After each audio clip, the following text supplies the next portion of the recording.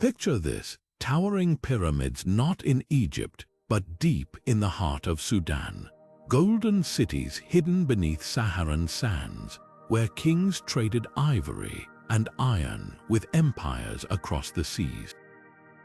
While the world marvels at Rome and Greece, Africa's own storied past whispers in the wind 50 mighty kingdoms, each a marvel of innovation and power, now lost to the shadows of history.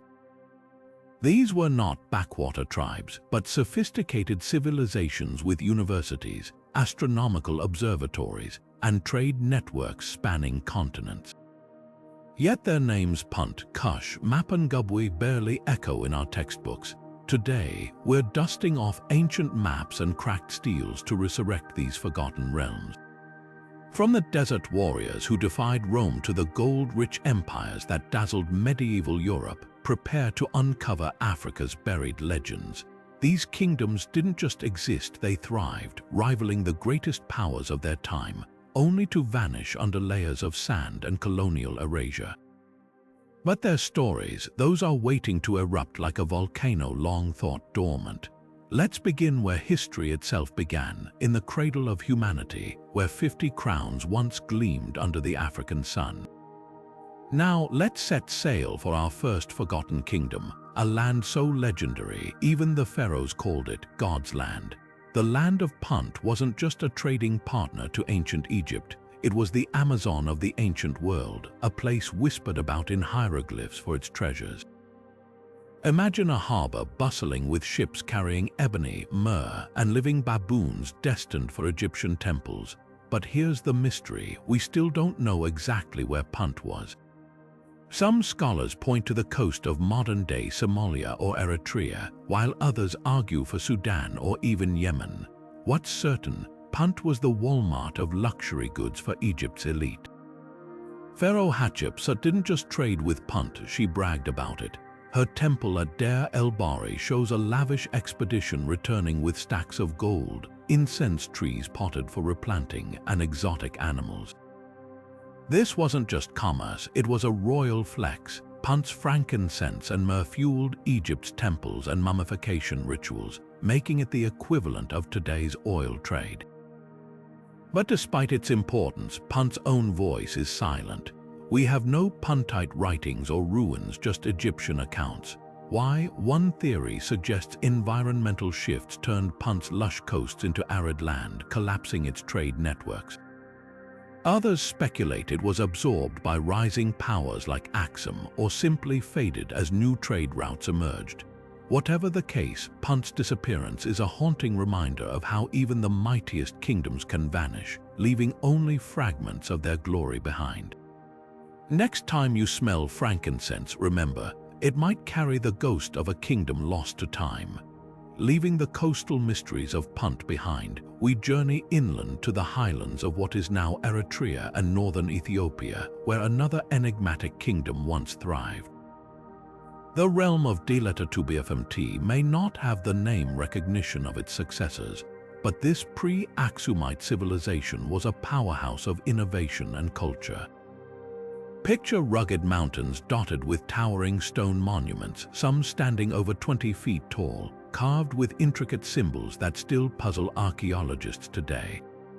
Unlike Punt, which traded with Egypt, Debunking was a homegrown African kingdom, flourishing between the 10th and 5th centuries before the Common Era. Its people were master builders and farmers, harnessing the region's seasonal rains with advanced irrigation systems that turned arid slopes into fertile fields. Terraces cut into the hillsides channeled water with precision, allowing crops like teff, barley, and sorghum to thrive. This wasn't just subsistence farming, it was agricultural engineering on a scale that would later influence the mighty Aksumite Empire. But what really sets Debunking apart is the debate over its origins. Some scholars argue it was an independent kingdom, a precursor to Aksum with its own distinct identity. Others claim it was a vassal state or even a colony of Saba, the wealthy realm in southern Arabia across the Red Sea. The evidence, inscriptions found at Debunking capital, Yaha, are written in a script strikingly similar to Saba's. Yet the kingdom's gods Olmuka and Astar were local deities, not imports. So was Diletatubiafmt a bridge between Africa and Arabia, or a purely African civilization with outside influences? The answer might lie in the ruins of its temples, where altars and inscriptions hint at a culture blending both worlds. One of Diletatubiafmt's most enduring legacies is its stonework. The Great Temple of Yaha, still standing after 2.5 millennia, is a marvel of dry stone construction, no mortar, just perfectly fitted blocks. Nearby, underground tombs lined with slabs suggest a society that honored its dead as grandly as its gods. But by the 5th century before the Common Era, Diletatubiafmt's influence waned. Whether it collapsed due to climate shifts, trade disruptions, or simply evolved into Aksum remains unclear. What's certain is that without Diletatubiafmt's innovations in farming, architecture, and governance, the rise of Aksum, Africa's later superpower, might never have happened. As we move forward, keep this kingdom in mind. Diletatubiafmt proves that Africa's history isn't just about Egypt or later empires. It's a tapestry of interconnected cultures, each laying the groundwork for the next. And speaking of groundwork, our next stop is the empire that turned gold into legend, Wagadu, the kingdom you might know as Ghana. But as we'll soon see, the myths and realities of this West African powerhouse are even richer than its famed mine.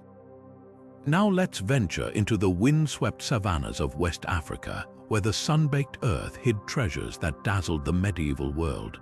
This is the story of Wagadu, a kingdom so rich in gold that Arab traders called it Ghana, a title that stuck, even though its heartland lay in modern-day Mauritania and Mali, far from the nation we know by that name today. Picture a realm where rulers presided over ceremonies powdered in gold dust, where caravans stretched for miles carrying salt, copper, and the most precious metal of all. But behind the legends of wealth lies a civilization far more complex than the fairy tales suggest. Wagadu's power wasn't just about gold, it was about control. By the 8th century, this kingdom had mastered the art of monopoly, dominating the trade routes between the Sahara's salt mines and the southern gold fields. Imagine camel caravans lumbering into the capital, Qum by sail, where Berber merchants bartered slabs of Saharan salt, worth its weight in gold farther south, for nuggets dug from the Bambuk mines. The king understood something revolutionary. Hoarding gold made you rich, but controlling its flow made you invincible. That's why Wagadu's rulers kept their gold sources secret, even from visiting Arab geographers like al-Bakri, who wrote of a kingdom where gold grows like carrots in the sand. But who governed this glittering empire? Unlike European monarchies, Wagadu wasn't ruled by a single dynasty. Power shifted between two noble clans, the Sis and the Sisay, through a system as intricate as its trade networks. The king, or Ghana, presided over a council of elders, each representing one of Wagadu's core provinces. Justice was public and dramatic. Defendants drank a potion made from the poisonous sasswood tree. Survival meant innocence. And here's the twist: while the king was Muslim, most of his people clung to traditional beliefs, proving Wagadu's genius for balancing cultural identities long before the term multiculturalism existed. Then came the Almoravids, zealous Berber reformers from the desert. Popular history claims they toppled Wagadu in the 11th century, forcing its conversion to Islam. The truth far messier. While Almoravid armies did sack Qum by sail around 1076, Wagadu had already been trading with Muslims for centuries. Coins found at the site reveal Arabic inscriptions from as early as the 8th century. More likely, the Almoravid invasion weakened Wagadu's grip on trade, allowing rivals like the Soso kingdom to rise. Yet, even in decline, Wagadu's legacy endured. Its administrative models inspired Mali's later emperors, and its name became synonymous with African wealth across 3 continents. No tale of Wagadu is complete without Bida, the mythical serpent who embodied the kingdom's fortunes. oral histories speak of a seven-headed dragon living near a sacred well, demanding annual sacrifices of virgin maidens in exchange for steady rains and golden harvest. One year, a brave suitor killed Bida, and with its dying breath, the serpent cursed the land to drought. Some scholars see Bida as a metaphor for Wagadu's environmental challenges. Others argue it reflects tensions between traditional religion and Islam. Either way, the legend warns that even the mightiest kingdoms are tethered to nature's whims. So what became of Wagadu? By the 13th century, its cities faded under shifting trade routes and climate change. But walk through parts of Mauritania today, and you'll still hear griots sing of the land where gold was born.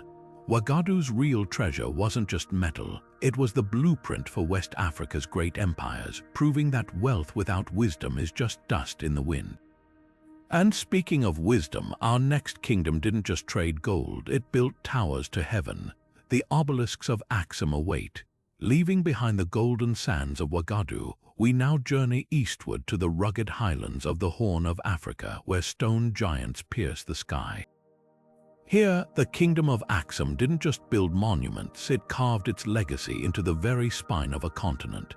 Imagine a city where obelisks taller than 10-story buildings cast shadows over bustling markets, where merchants traded African ivory for Indian spices and Roman glass.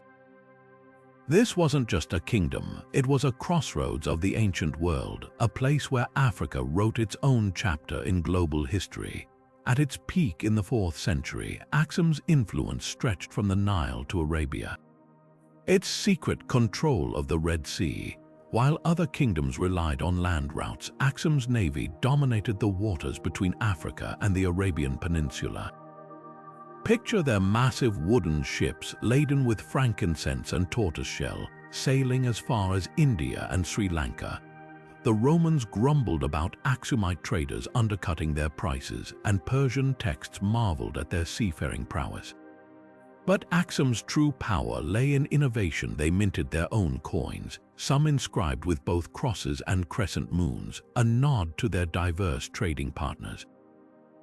Then came a decision that would shape Ethiopia forever. Around the year 328, King Ezana made a radical choice. He converted to Christianity, making Aksum one of the first kingdoms to embrace the faith as its official religion. But this wasn't forced conversion, it was strategic. By aligning with Rome and Constantinople, Aksum gained powerful allies while maintaining its independence. The ruins of ancient churches at Yeha reveal how local traditions blended with Christian rites, creating a uniquely African expression of the faith that endures in Ethiopia's Orthodox Church today. But let's talk about those obelisks. These weren't mere decorations, they were power statements. The tallest, the Great Stele, stood 160 feet high, quarried from a single slab of granite and carved with false doors and windows symbolizing the afterlife. How did they move these multi-ton giants without modern machinery? Archaeologists believe they used elephants, ropes, and an ingenious system of levers and ramps. Each obelisk told a story of kings who saw themselves as divine intermediaries, their achievements etched in stone for eternity. Then, around the 8th century, something mysterious happened. Aksum's ports grew quiet, its coins stopped circulating. Some blame the rise of Islam, but that's only part of the puzzle.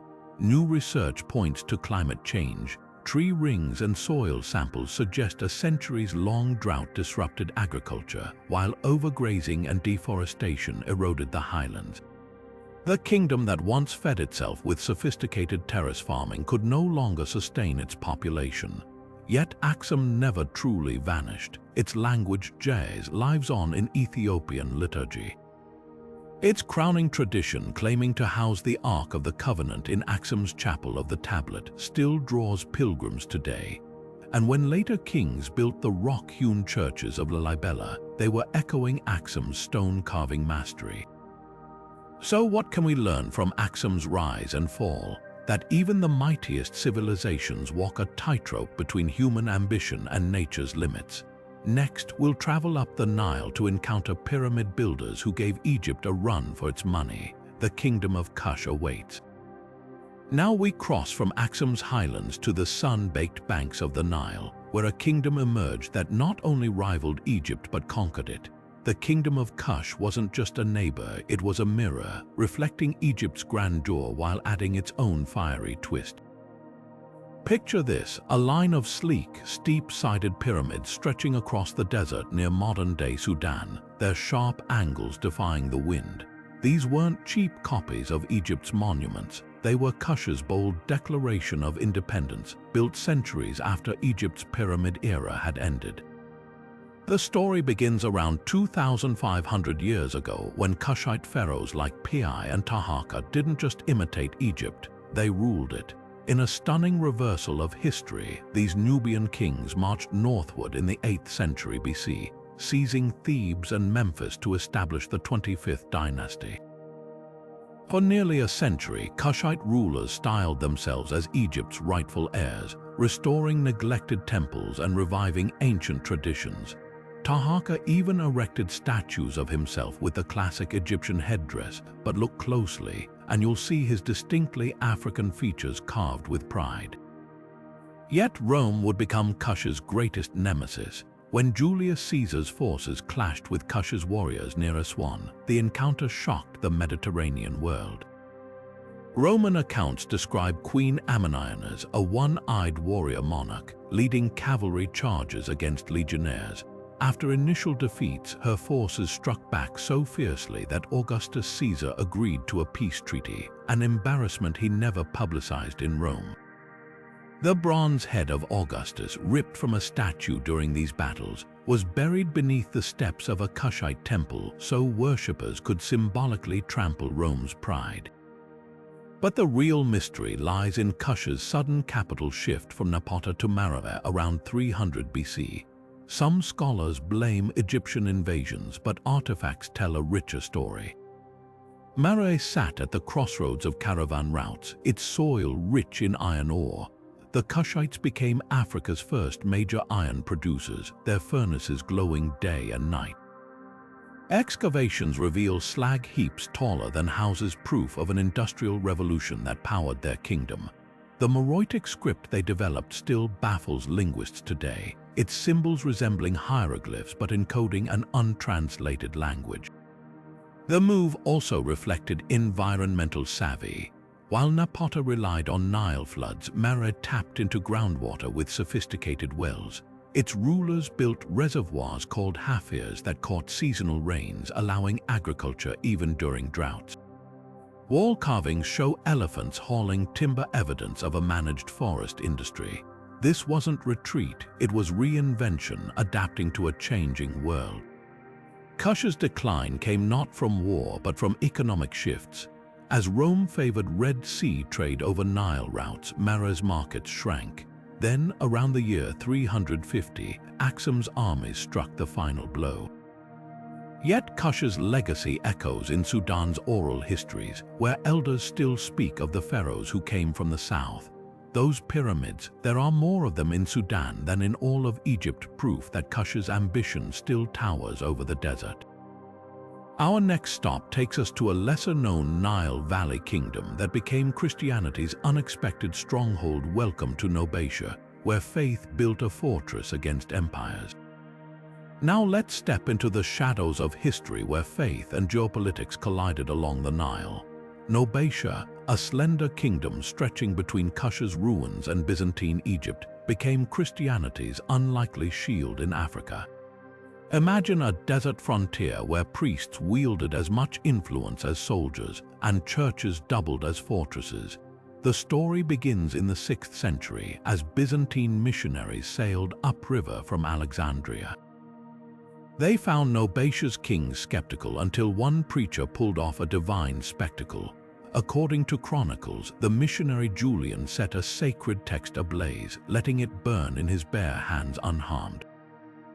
Whether miracle or clever trick, Nobatia's ruler was baptized soon after, marking Africa's first Christian kingdom south of Egypt. But this conversion wasn't purely spiritual.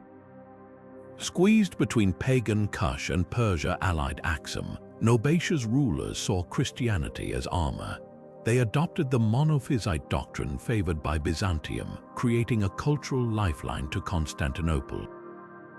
Their capital at Pharos became a living paradox: mud brick walls enclosing magnificent cathedrals painted with dark-skinned archangels wearing Byzantine robes. Nobatia's true genius lay in turning faith into a defense strategy. When Persian armies invaded Egypt in 619, they halted at Nobatia's border. The kingdom's network of desert monasteries manned by warrior monks became early warning posts. Scouts disguised as pilgrims tracked enemy movements, relaying messages through coded hymns. Archaeologists digging at Pharos unearthed a startling fusion of traditions. A 7th-century fresco shows the Virgin Mary with Nubian features, holding a baby Jesus whose curls mimic local hairstyles. Beneath the image, prayers are scrawled in Coptic, Greek, and Old Nubian, a linguistic cocktail reflecting the kingdom's crossroads identity. The kingdom's end came not from invasion but from unity. Around 700 AD, Nobatia merged peacefully with southern neighbor Makuria, forming a stronger Christian bulwark. Some scholars believe this was a dynastic marriage. Others point to economic pressures as Nile trade routes shifted. Whatever the reason, Nobatia's legacy endured through its vibrant church art and the lasting Christian identity of Nubia. Its most haunting relic, the Pharos Cathedral's baptismal font, carved from a single block of sandstone.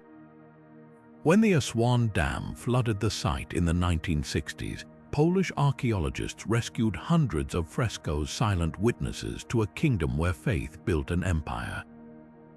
Next, we'll uncover how Nobatia's successor, Makuria, stunned the medieval world by defeating an Arab army and negotiating history's most unexpected peace treaty. As the dust settled on Nobatia's merger into history, a new power emerged from the desert sands: Makuria, a kingdom that would defy expectations and rewrite the rules of medieval diplomacy.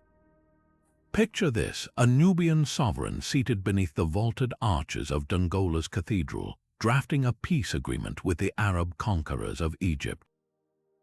This wasn't just any treaty, it was the pact, a 700-year pact so unprecedented that historians still marvel at its audacity.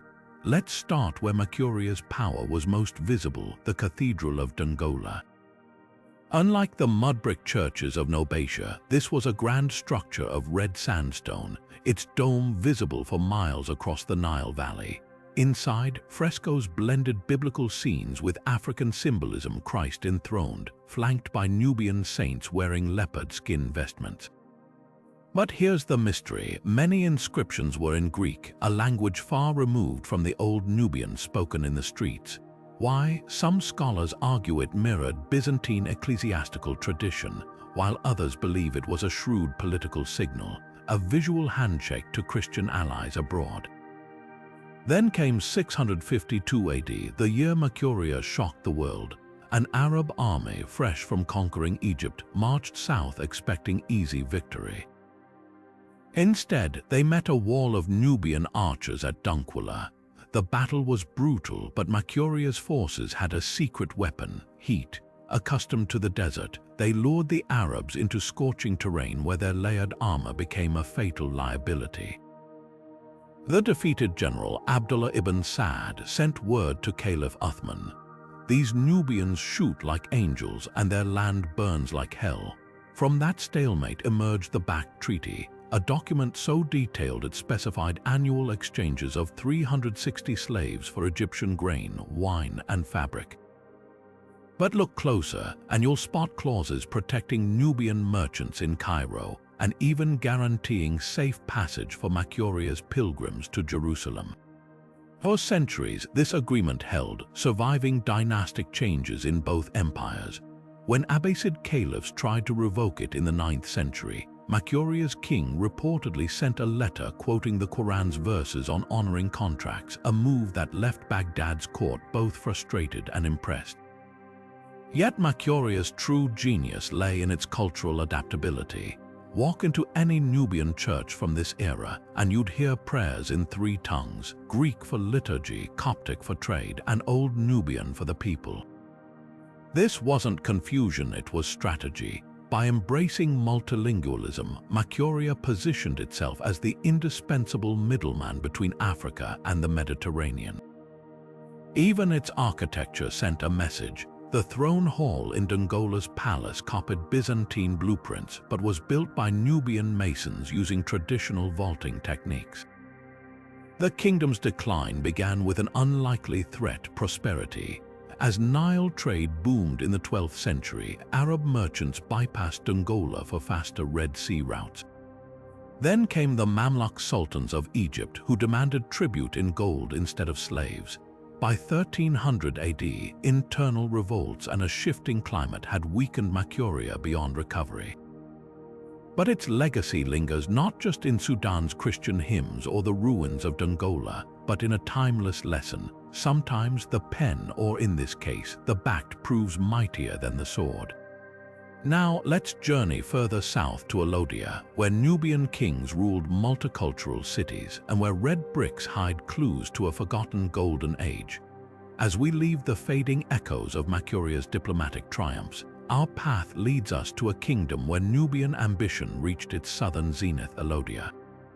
Nestled along the Blue Nile's fertile banks, this was no isolated frontier outpost, but a bustling crossroads where African, Arab, and even Byzantine influences collided in a vibrant tapestry of trade and faith. At its heart stood Soba, Alodia's capital, a city so rich that 10th-century Arab geographer al-Masudi wrote of its lofty palaces and churches with golden crosses. Today, all that remains are scattered red bricks, yet these fragments whisper secrets. Archaeologists digging at Soba unearthed something extraordinary: a merchant's warehouse containing Chinese porcelain shards, Indian beads, and even Frankish glass. This wasn't just a regional hub, it was a node in a global network stretching from the Mediterranean to the Indian Ocean. What made Alodia unique was its deliberate multiculturalism. Unlike Makuria's Greek liturgical veneer, here the royal court operated in Old Nubian, Arabic, and Bajad dialects simultaneously. Christian frescoes in Soba's churches showed saints with distinctly African features, while legal documents recovered from the ruins revealed Jewish merchants from Aswan trading alongside Coptic craftsmen. The kingdom even minted its own coins, an innovation rare in medieval sub-Saharan Africa, bearing crosses on one side and Quranic blessings on the reverse, a nod to Muslim traders who dominated Nile commerce. But Alodia's true masterstroke was its agricultural system. While northern Nubia relied on the Nile's annual floods, Alodian engineers tapped the Blue Nile's steady flow with sophisticated Sakia's water wheels that fed vast sorghum fields. This surplus allowed the kingdom to weather droughts that crippled its neighbors, and by 1100 AD, Soba's granaries were legendary. A visiting Egyptian diplomat, Ibn Selim, recorded seeing warehouses so packed that rats grew fat on spilled grain. The kingdom's downfall came from an unexpected quarter: climate change and demographic shifts. As rainfall patterns shifted in the 13th century, nomadic Bajar herders began encroaching on Alodia's farmlands. Then came the Funj, a mysterious warrior people from the south, possibly of Shilluk origin. In 1504, Funj cavalry overran Soba's walls, not with sheer force, but by exploiting internal divisions.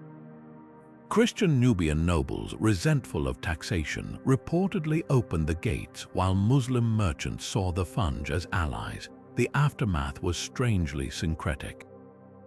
Funj rulers adopted Alodia's administrative systems, and Soba's red bricks were repurposed for new mosques, some bearing crosses recycled as decorative motifs. For 3 centuries, travelers noted Christian villages persisting near the ruins, their liturgies blending Coptic chants with Nubian rhythms. Today, Alodia's legacy lives on in Sudan's cultural DNA. The very name Alodia survives in the Dinka people's oral traditions as Alua, a mythical golden city, and those scattered red bricks, they're now prized building materials in Khartoum, where modern houses unknowingly incorporate fragments of a kingdom that once connected continents. Next, we venture west to the Sahara's hidden marvel, the Garamantes, whose underground rivers defied the desert's wrath. Shifting our gaze from the fertile banks of the Nile to the vast, unforgiving Sahara, we encounter a civilization that turned the desert into an oasis of innovation, the Garamantes. This remarkable kingdom thrived in what is now southern Libya, transforming one of Earth's harshest environments into a thriving network of cities, farms, and trade routes. Their secret, a groundbreaking system of underground tunnels called fagaras, a testament to human ingenuity in the face of nature's extremes. The Garamantes didn't just survive the desert, they mastered it. Their fagaras, an intricate web of tunnels stretching thousands of kilometers, tapped into ancient groundwater reservoirs, channeling water to the surface through gravity alone. Archaeologists estimate these tunnels sustained over 100,000 people in cities like Garama, their capital, where lush date palm groves and wheat fields defied the surrounding dunes. These weren't mere ditches. Some fagaras plunged 30 meters deep, with vertical shafts for maintenance, a system so advanced it rivaled Rome's aqueducts. But water was only half the story. The Garamantes were ruthless strategists. Roman accounts, like those of historian Tacitus, describe their lightning-fast raids on coastal cities, where they captured thousands to work their underground quarries. These slaves, many from sub-Saharan Africa, hauled salt and the kingdom's most prized export, Amazonite, a vibrant green gemstone traded as far as Viking Scandinavia. Yet the Garamantes weren't mere predators. Their society was surprisingly cosmopolitan. Greek geographer Herodotus noted their chariots, a technology adapted from Egyptian designs, while Garama's ruins reveal glassware from Carthage and beads from the Niger River. Identity was fluid in this desert crossroads. Though often labeled Berber, Garamantian art depicts rulers with both African and Mediterranean features, and their language preserved in inscriptions hints at Afro-Asiatic roots. Their queen, Tinhinan, later mythologized by the Tuareg as a matriarchal ancestor, likely wielded real power. By the 3rd century, they'd even minted coins bearing Libyan scripts and Roman emperors' faces, a nod to uneasy diplomacy with their northern neighbors. Their decline reads like an environmental cautionary tale.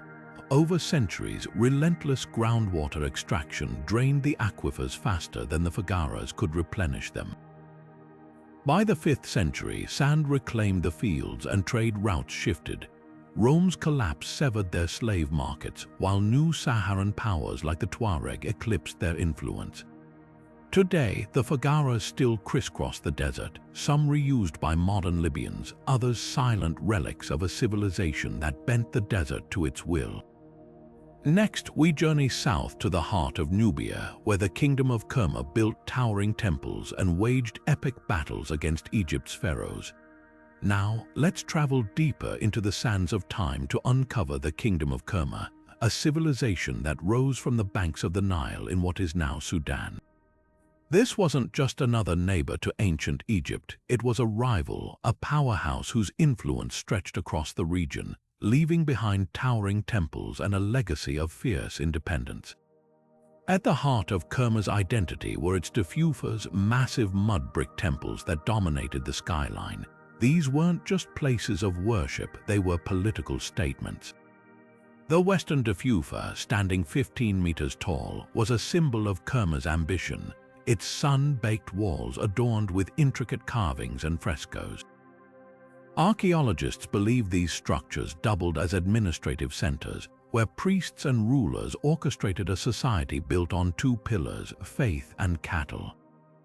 Yes, cattle. In Kerma, wealth wasn't just measured in gold, it was counted in herds. The kingdom's economy revolved around its livestock, with cattle so central to their culture that they were buried alongside elites in sprawling cemeteries. Thousands of graves have been unearthed, some containing sacrificed bulls, their horns tipped in gold. This wasn't mere ritual, it was a display of power. Kerma's grasslands, fed by the Nile's floods, supported vast herds that fueled trade with Egypt and beyond. But don't mistake their pastoral life for peace. Kerma's rulers were warriors, and their clashes with Theban pharaohs were nothing short of epic. Take the conflict with Egypt's Middle Kingdom. Kerma wasn't content to stay in the shadows. It launched raids into Egyptian territory, even sacking fortresses like Buhan. The Egyptians, wary of this southern threat, built a chain of forts along the Nile, but Kerma outmaneuvered them. By the Second Intermediate Period, when Egypt fractured, Kerma seized the moment. Its kings, like the formidable Osiris, allied with the Hyksos, Egypt's foreign rulers, squeezing Thebes from both north and south. For a time, Kerma's influence reached as far as the Egyptian city of El-Kab, a humiliation Thebes wouldn't forget. When Egypt reunified under the new kingdom, revenge was swift. Pharaohs like Thutmose I and Thutmose III marched south, razing Kerma's capital. The Defufas were defaced, the royal tombs looted, yet even in defeat, Kerma left its mark. The Egyptians adopted its cattle-centric rituals, and Kerma's artisans influenced Nubian pottery styles for centuries. Today, the ruins whisper of a kingdom that refused to be overshadowed, its story etched in mud, brick, and gold. Next, we venture into the Sahara's depths to a kingdom even more enigmatic, the fabled land of Yam, a desert realm whose existence was long debated until archaeology confirmed its reality. Now, shifting our gaze from the Nile's banks to the vast expanse of the Sahara, we encounter the kingdom of Yam, a land so elusive that historians once dismissed it as mere legend. Yet the tales of Egyptian explorer Harkhuf, carved into his tomb walls, paint a vivid picture of a thriving desert kingdom, rich with goods and mystery. Harkhuf's expeditions, commissioned by Pharaoh Meroë around 2,200 years before the Common Era, reveal Yam as a vital trading partner. His caravan braved scorching dunes to bring back treasures, ebony, incense, leopard skins, and even a dancing pygmy to entertain the royal court. But where exactly was Yam? For decades, scholars debated whether it lay in modern-day Chad, southern Libya, or Sudan's Darfur region. Recent archaeological clues like pottery fragments and caravan routes point toward the Enedi Plateau in Chad, a rugged oasis where ancient rock art depicts the very goods Harkhuf described. Yam's economy thrived on its role as a middleman bridging Egypt and sub-Saharan Africa. Unlike Kerma's cattle-driven wealth, Yam traded Chinese letter resources, aromatic resins like myrrh, prized for Egyptian embalming, and exotic woods unavailable along the Nile. The kingdom's true power lay in its geographic secrecy, nestled beyond the treacherous land of the dead. As Egyptians called the Sahara, Yam controlled access to routes that bypassed rival territories. This made it indispensable yet deliberately hard to reach. But Yam's influence wasn't just economic. Harkhuf's accounts hint at diplomatic savvy. When local chiefs demanded gifts, he negotiated rather than fought, securing safe passage with strategic generosity. This wasn't a kingdom of brute force but of calculated alliances. Even its decline is shrouded in intrigue. Some theories suggest climate shifts drained its oases, while others propose that emerging powers like Kerma absorbed its trade networks. Today, Yam's legacy lingers in Chad's oral traditions, where elders speak of a lost city of gold matching Harkhuf's descriptions. While its ruins remain undiscovered, the kingdom's story reminds us that Africa's deserts were never empty. They pulsed with hidden kingdoms waiting to be remembered. Next, we turn to another enigmatic force in the desert, the Blemmyes, nomadic warriors whose reputation struck fear into the heart of Rome. Their story, equal parts myth and history, reveals a culture as fierce as the sands they roamed. Now, as we venture deeper into the sands of mystery, let's unravel the legend of the Blemmyes, a people so formidable that even Rome, the empire that conquered nations, spoke of them with unease. These nomadic warriors of the eastern desert, part of the Bajak cultural group, were no ordinary foes. Roman historians like Pliny the Elder and Strabo painted them as almost mythical beings, not just for their combat skills but for their bizarre, almost otherworldly description. Imagine a warrior with no head, their face embedded in their chest. This was the grotesque image Roman texts propagated, a distortion likely born from cultural misinterpretation or deliberate exaggeration to amplify their terror.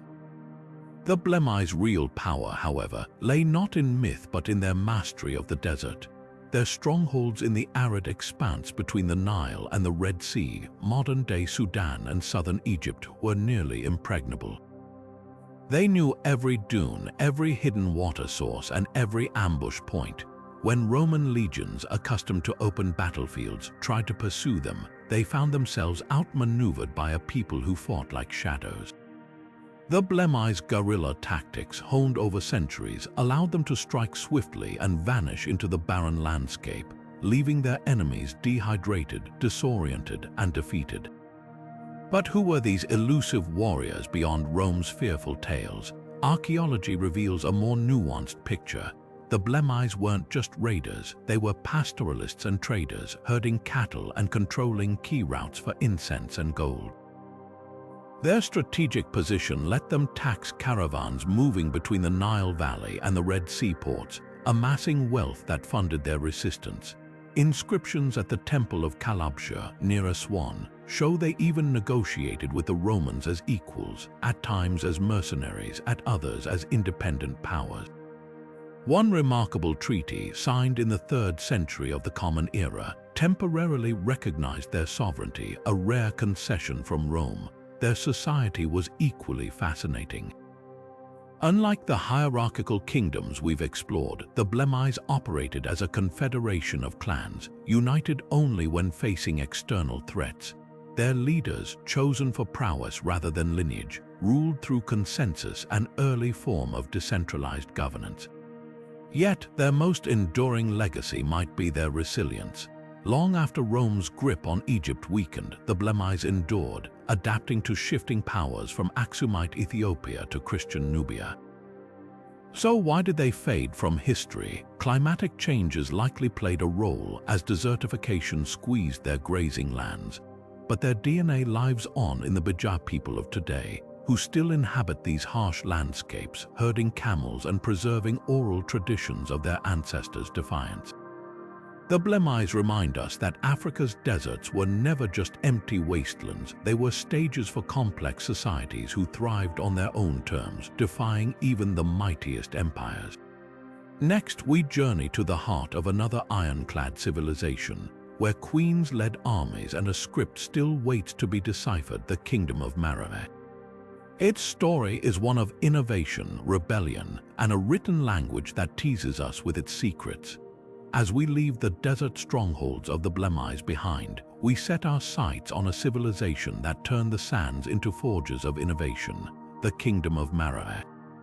Nestled between the Nile's bend and the Butana grasslands, Meroë wasn't just another Nubian kingdom. It was a powerhouse of industry, a thorn in Rome's side, and a cultural enigma whose secrets are still locked in its undeciphered script. What set Meroë apart was its mastery of iron. While empires like Rome relied on imports, Meroë's hills were rich in ore, and its people became Africa's foremost iron smelters. Archaeologists have found towering slag heaps near the capital, testaments to an industrial scale unmatched in the ancient world. Their furnaces, fueled by acacia wood, reached temperatures high enough to produce steel-grade metal, which they traded across the continent. Weapons, tools, even luxury items flowed from Meroë's workshops, making it the Birmingham of Africa centuries before the Industrial Revolution. But Meroë's strength wasn't just in its forges. It was in its queens, the Kandeks, a title meaning royal woman, not just queen mother, ruled as sovereigns, leading armies and negotiating treaties. One of the most formidable was Ammonionas, who fought Augustus Caesar's legions to a standstill in the 1st century of the Common Era. After Rome annexed Egypt, its generals expected an easy march south.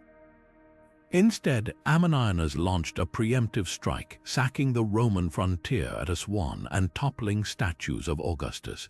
When the Romans retaliated, she used scorched earth tactics, luring them into the Nubian desert where supply lines crumbled.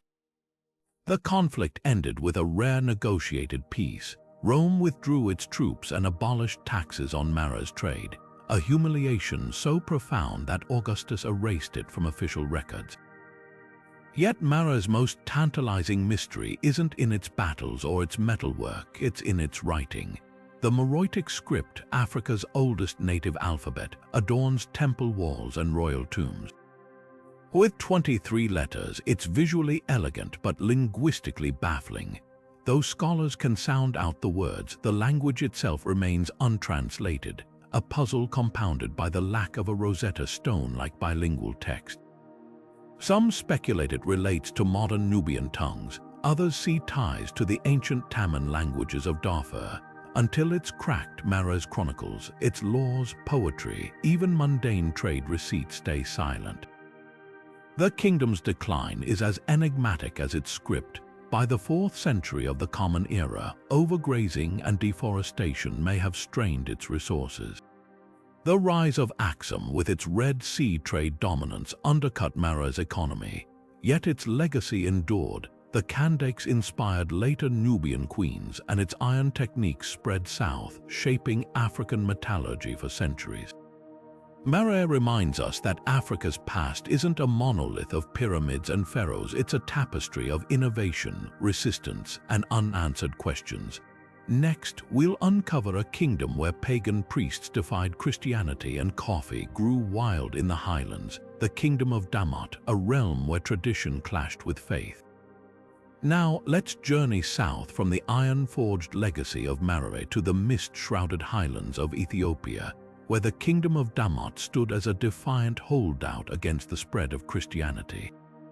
Unlike the empires we've explored so far, Damat's power wasn't built on conquest or trade monopolies. It thrived in the rugged landscapes where coffee grew wild and pagan priests held sway over a deeply traditional society. Damat's story begins in the shadows of the Ethiopian highlands, a region so fertile it was later dubbed the birthplace of coffee. Long before the bean became a global commodity, Damat's people harvested it as a ritual stimulant, chewing the leaves and berries during ceremonies. The kingdom's economy revolved around these highland crops, but its true distinction lay in its spiritual resistance. When the Aksumite Empire embraced Christianity in the 4th century of the Common Era, launching aggressive conversion campaigns, Damat became a refuge for those clinging to indigenous beliefs. Its priests, known as Kesarok, preserved polytheistic rituals, offering sacrifices to sky gods and earth spirits in hidden forest groves. The clash between Damat and Aksum wasn't just religious, it was a battle for cultural survival. Aksumite chronicles paint Damat as a land of stubborn heathens, but archaeology tells a different story. At sites like Meroë, stone altars stained with animal blood reveal a thriving pagan practice centuries after Christianity's arrival. Damat's resistance was strategic too. Its warriors used the highlands' treacherous terrain to their advantage, launching guerrilla strikes against Aksumite outposts. One notable rebellion in the 6th century of the Common Era, led by a charismatic priest-king named Jersum, temporarily expelled Aksumite forces and inspired neighboring kingdoms to reject missionary efforts. Yet Damat's isolation also seeded its decline. As Aksum's influence waned, the rising power of the Zagwe dynasty turned its attention to these unconquered highlands. By the 12th century of the Common Era, Damat's independence was eroding, but here's the twist, its legacy didn't vanish. The very coffee forests that sustained its pagan rituals became the economic backbone of medieval Ethiopia. The Kesarok priests, though displaced, passed down oral traditions that resurfaced in later folk Christianity, blending ancient spells with saints' prayers. Even Damat's name endured, borrowed by a medieval province that still grows some of the world's finest Arabica beans. What makes Damat remarkable isn't just its defiance, it's how its essence seeped into the fabric of Ethiopian culture. Those pagan highlands, they're now UNESCO-protected biosphere reserves where coffee ceremonies remain a sacred ritual. The heathen rebels, their descendants include the Oromo people who reshaped Ethiopia's demographics. Damot proves that even kingdoms lost to history leave fingerprints on the present. As we move forward, prepare to encounter a civilization where hydraulic engineering rivaled Rome's, the Kingdom of Inaria, where water was power, and a network of canals fed a realm of plenty. Shifting our focus from the misty highlands of Damot, we now arrive in the fertile valleys of southern Ethiopia, where the Kingdom of Inaria mastered an element most empires could never tame: water. While others built towering monuments, Inaria's genius lay beneath the earth, in a labyrinth of canals so advanced they transformed arid plains into breadbaskets. This Sidama kingdom didn't just survive, it thrived by bending rivers to its will. Imagine a landscape crisscrossed with waterways, each channel meticulously engineered to nourish fields of inset, the drought-resistant false banana that fed Inaria's people. Unlike the flashy obelisks of Aksum or the gold hoards of Kush, Inaria's power was measured in harvests. Their hydraulic system rivaled Rome's aqueducts in sophistication, yet it served a far humbler purpose. Farmers diverted the Jibe River's flow through primary canals, which branched into smaller channels, ensuring every terrace received its share. Even during dry seasons, Inaria's granaries overflowed, making it a coveted ally, and later a target. But water wasn't just a tool, it was a political weapon. Inaria's rulers, known as Moti, used their control over irrigation to reward loyal clans and punish rebels. A single blocked canal could cripple a rival's harvest, forcing submission without drawing a sword. This quiet dominance allowed the kingdom to expand, absorbing neighboring Sidama groups under a shared banner of plenty. Yet Inaria's greatest test came not from rivals but from a wave of pastoralists, the Oromo. The Oromo migrations of the 16th century of the Common Era reshaped Ethiopia like a seismic shift. Most kingdoms crumbled under their cavalry's speed, but Inaria adapted. Instead of fighting, the Moti offered vassalage, preserving autonomy by supplying the Oromo with grain. In a stroke of pragmatism, they traded independence for survival, becoming the breadbasket of the Oromo-led Jibe states. This alliance had a twist. While Inaria paid tribute, its hydraulic knowledge gave it leverage. Oromo rulers, masters of the spear but novices in agriculture, relied on Sidama engineers to maintain the canals. Archaeologists still puzzle over one enigma: how did Inaria's system decay? Some blame the Oromo's focus on cattle, which trampled delicate channels. Others point to slave raids by the rising kingdom of Kaffa, which diverted labor from maintenance. But the most poetic theory involves climate. Core samples from nearby Lake Abaya suggest a prolonged drought in the 18th century of the Common Era, ironic for a water-worshipping society. As canals dried, so did Inaria's influence. Yet like Damot, Inaria's legacy outlived its kingdom. The same canals now irrigate Ethiopia's modern farms, and inset remains a staple for 20 million people. The Oromo, they adopted Sidama crop techniques, blending them with pastoral traditions. Even the title Moti persists, echoing in local governance. Inaria proves that true power isn't always carved in stone. Sometimes it flows quietly, like water through ancient ditches, nurturing civilizations long after kings fade. Next, we'll venture into the arid plains of Djibouti, where the Hala Kingdom's megaliths whisper secrets of a forgotten trading empire. Leaving the watery labyrinths of Inaria behind, we now journey to the sun-scorched plains straddling Djibouti and Ethiopia, where the Hala Kingdom's stone sentinels stand as silent witnesses to a lost golden age. Unlike the hydraulic mastery we just explored, Hala's power was carved into the earth itself. Towering megaliths, some reaching 3 meters high, dot this landscape like chess pieces abandoned by giants. But these weren't mere monuments. They were the fingerprints of a civilization that bridged Africa and Arabia through trade, faith, and warfare.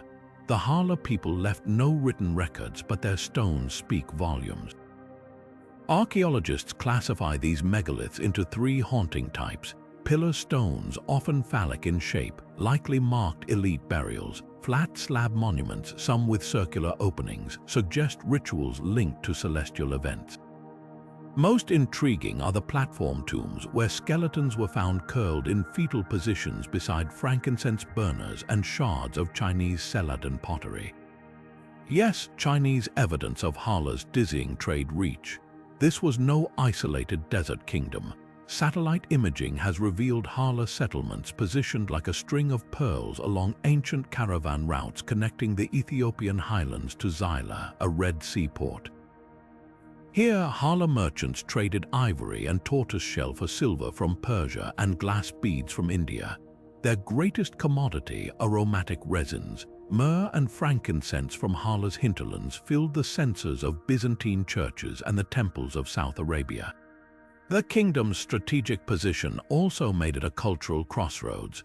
Walk through the ruins of Hala, the kingdom's namesake city, and you'll find a mosque with inscriptions in Kufic Arabic, a Hindu-style lingam statue, and pottery glazed with techniques from Egypt. This was a medieval Dubai, a cosmopolitan hub where Somali, Afar, Harari, and Arab traders mingled. But Hala's fortunes were tied to the rise of the Adal Sultanate, the Islamic powerhouse that dominated the Horn of Africa. When Adal's army, led by the legendary Imam Ahmad ibn Ibrahim al-Ghazi, marched to challenge Christian Ethiopia in the 16th century of the Common Era, Hala warriors formed its backbone. Their knowledge of the terrain helped Adal win shocking victories, nearly toppling the Solomonic dynasty. Yet this alliance also spelled Hala's decline. After Ethiopia's counterattack with Portuguese muskets, Adal collapsed and Hala's trade networks frayed. The final blow came from climate. Pollen studies show the region's acacia forests vital for the resins trade vanished as droughts gripped the Horn. By the 18th century of the Common Era, Hala's cities were ghosts, their stones plundered for Ottoman forts. Yet mysteries linger. Why did the megaliths abruptly stop being built around the 14th century of the Common Era? Some scholars tie it to the arrival of Islam, which discouraged ancestor veneration. Others believe Hala's elite simply adopted new forms of prestige, like building choral mosques. Even the name Hala is contested. Some oral traditions claim they were giants, pointing to oversized skeletons found in tombs. Science debunks this, but the legend persists. Hala's legacy thrives in unexpected ways. Their agricultural terraces still feed Harari farmers today, and their trading ethos lives on in the bustling markets of Dire Dawa. Most remarkably, the megaliths remain pilgrimage sites where women whisper prayers for fertility, a thread connecting modern faith to ancient stone. As we prepare to cross into the wetlands of South Sudan, remember this. While Kush and Aksum built pyramids and stelae, kingdoms like Hala crafted power from something equally enduring: trade winds and whispered prayers, leaving marks not just on land but on the soul of a continent. Now let's wade into the marshlands of the White Nile, where the Shilluk kingdom carved a civilization as fluid and resilient as the rivers that sustained it. Unlike the stone monuments of Hala, the Shilluk built their power on something far more mystical: the divine connection between their king and the spirit of their founding hero, Nikang. Imagine a ruler believed to be half man, half god, whose very existence guaranteed the fertility of the land and the strength of his people. This wasn't just monarchy. It was a living covenant with the divine. The Shilluk, or Kolo as they call themselves, trace their origins to Nikang, a legendary figure who led them from the Sudanese plains to their current homeland in what's now South Sudan. According to oral traditions, Nikang wasn't merely a leader. He was a cultural architect who taught his people how to farm the riverbanks, fish the Nile's shallows, and, most crucially, how to forge unity among dozens of clans. His disappearance into the river wasn't seen as death but as a transformation. The Shilluk believed Nikang became a spirit, eternally watching over them, and that his essence inhabits each successive king, known as the Reth. Here's where Shilluk kingship turns extraordinary. The Reth isn't just a political leader, He's the physical vessel of Nikang's spirit, a living shrine who must embody purity and strength. His coronation involves elaborate rituals, including a symbolic death and rebirth, where he's hidden in a sacred hut before emerging in royal regalia, a rebirth as Nikang's avatar. But this divine status comes with peril. If the kingdom suffers drought, famine, or defeat in battle, the Wraith could be held responsible, and in ancient times even ceremonially strangled to free Nikang's spirit for a more worthy host. The Shilluk's capital, Fashoda, was more than a political center. It was a spiritual axis. The royal palace, with its distinctive pointed roofs, stood as a bridge between the human and spirit worlds.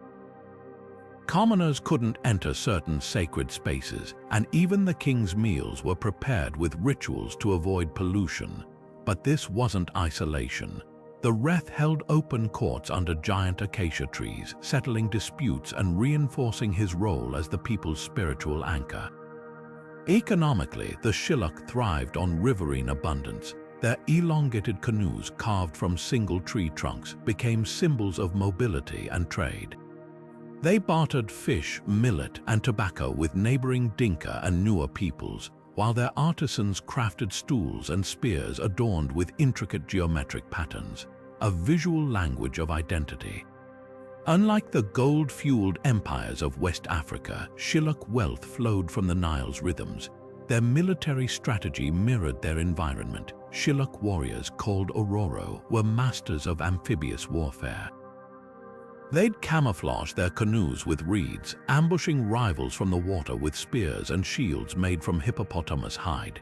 In the 18th century of the Common Era, they famously repulsed Funge Empire invasions using these tactics, proving that divine favor alone didn't protect them, ingenuity did. Colonialism tested the Shilluk's resilience. The British, baffled by their spiritual monarchy, tried to dismantle the kingship only to face rebellions.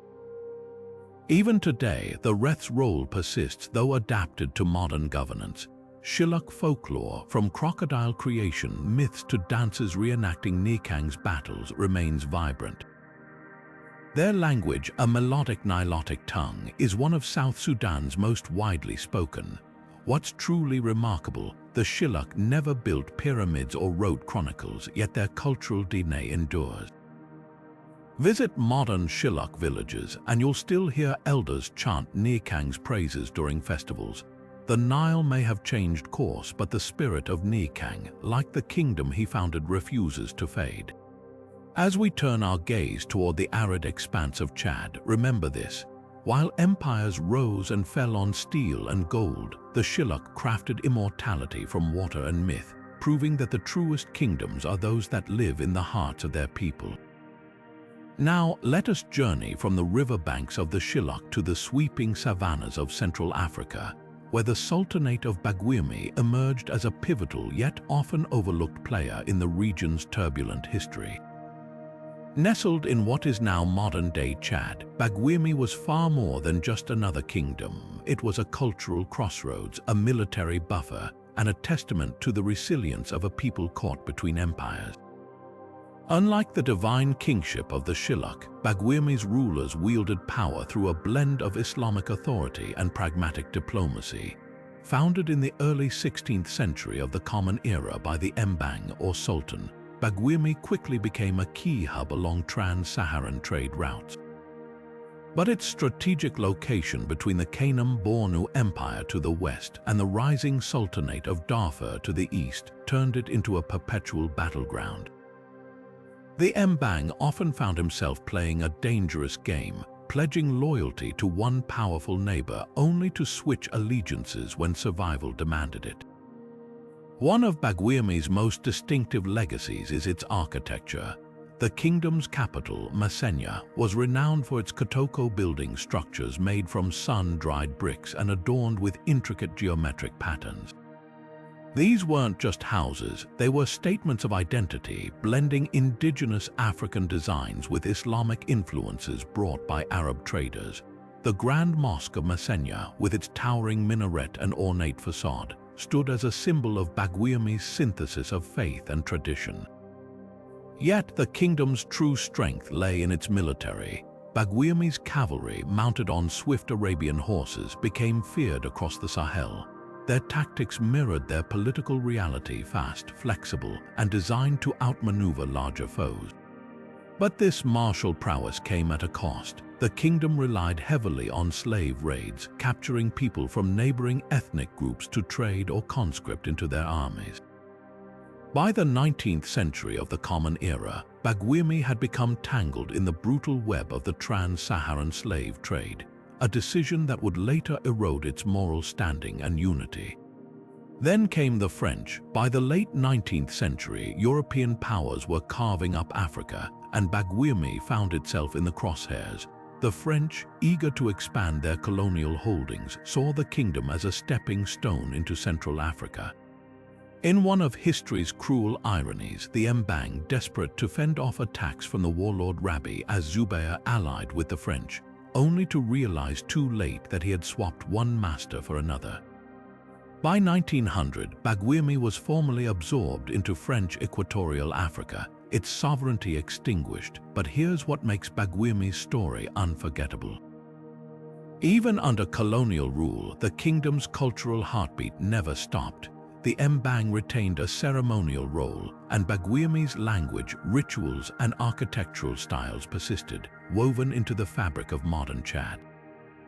Today, descendants of the kingdom still celebrate festivals like the Sao, where masked dancers reenact historical battles and ancestral legends. As we leave the dust of Messenia behind, remember this: Baguirmi's legacy isn't just in its ruins or its wars. It's in the enduring spirit of a people who navigated the impossible tides of empire, adaptation, and survival. And as we move forward, another kingdom awaits, one whose golden artifacts and towering walls challenge everything we thought we knew about African civilization. But as we journey from the windswept savannas of Baguirmi, we arrive in the lush forests of southeastern Nigeria, where the kingdom of Meroë wove a civilization unlike any other in Africa. Imagine a realm where priests held more power than kings, where yams were currency, and where sacred rituals could purify entire villages. This was Meroë, a spiritual empire built not on swords but on cosmic balance and divine authority. Founded around the 9th century of the Common Era, Meroë wasn't ruled by a warrior class or merchant elite. Its leaders were the Meroë, priest kings believed to carry the divine breath of the supreme god Chukwu. Unlike the militaristic empires we've explored, Meroë expanded through ideology, not conquest. Its missionaries traveled across Igboland, offering ritual cleansing to communities tainted by crimes like murder or sacrilege. In return, these villages adopted Meroë's spiritual codes, creating a vast network of influence without a single battlefield. At the heart of Meroë's power was the Ozo title system, a complex web of taboos and sacred laws. Breaking these rules wasn't just a crime, it was an offense against the universe itself. For example, killing a python, considered a sacred earthly manifestation of the god Idmale, required elaborate purification rites. Even something as simple as whistling at night could invite supernatural retribution. The Meroë enforced these taboos through a guild of ritual specialists, the Ndichi, who wielded divine authority to bless, curse, or cleanse. Now let's talk about yams. In Meroë, these weren't just crops, they were wealth, status, and spiritual offerings rolled into one. The kingdom's economy revolved around the New Yam Festival, where the first harvest was presented to the gods before anyone could eat. The Meroë controlled yam distribution, using it to reward loyalty and fund sacred projects. Villages that defied Meroë's authority risked having their yams ritually cursed, a fate worse than famine in a society where food was faith. But perhaps Meroë's most fascinating legacy was its ritual cleansing of polluted lands. When a community suffered disasters like epidemics or droughts, Meroë's priests would perform the Ig Arrow, a ceremonial sweeping away of spiritual filth. They'd use sacred staffs to symbolically gather the land's impurities into bundles, which were then cast into the wild or buried at crossroads. This wasn't superstition. It was psychological genius restoring social order by making guilt tangible and removable. Enrai's decline began when British colonizers arrived in the late 19th century, baffled by a kingdom with no army or treasury.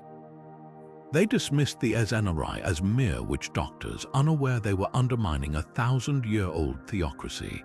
Yet even today, remnants of Enrai's influence survive. Modern Igbo Ozo title holders still trace their authority back to Enrai's priesthood, and the New Yam festival remains a cornerstone of Igbo culture. So why does Enrai matter? Because it forces us to rethink what power looks like. In a continent often reduced to tales of gold and conquest, Enrai reminds us that Africa also birthed civilizations where the highest authority wasn't a crown or a spear, but a whispered prayer and a basket of yams. And as we prepare to explore our next kingdom, ask yourself, what other untold stories of faith and governance lie waiting in Africa's shadows? Shifting our focus from the spiritual forests of Enrai, let's travel north to the shifting shores of Lake Chad, where the enigmatic Sao civilization left behind clues that baffle archaeologists to this day. Picture a people so tall that Arab chroniclers described their skeletons as giant, and whose intricate clay figurines suggest a culture rich in artistry and mystery. The Sao, who thrived between the 6th century before the Common Era and the 16th century of the Common Era, built no pyramids or sprawling cities. Instead, their legacy is etched in the earth literally. The first thing you need to know about the Sao is that they were master potters.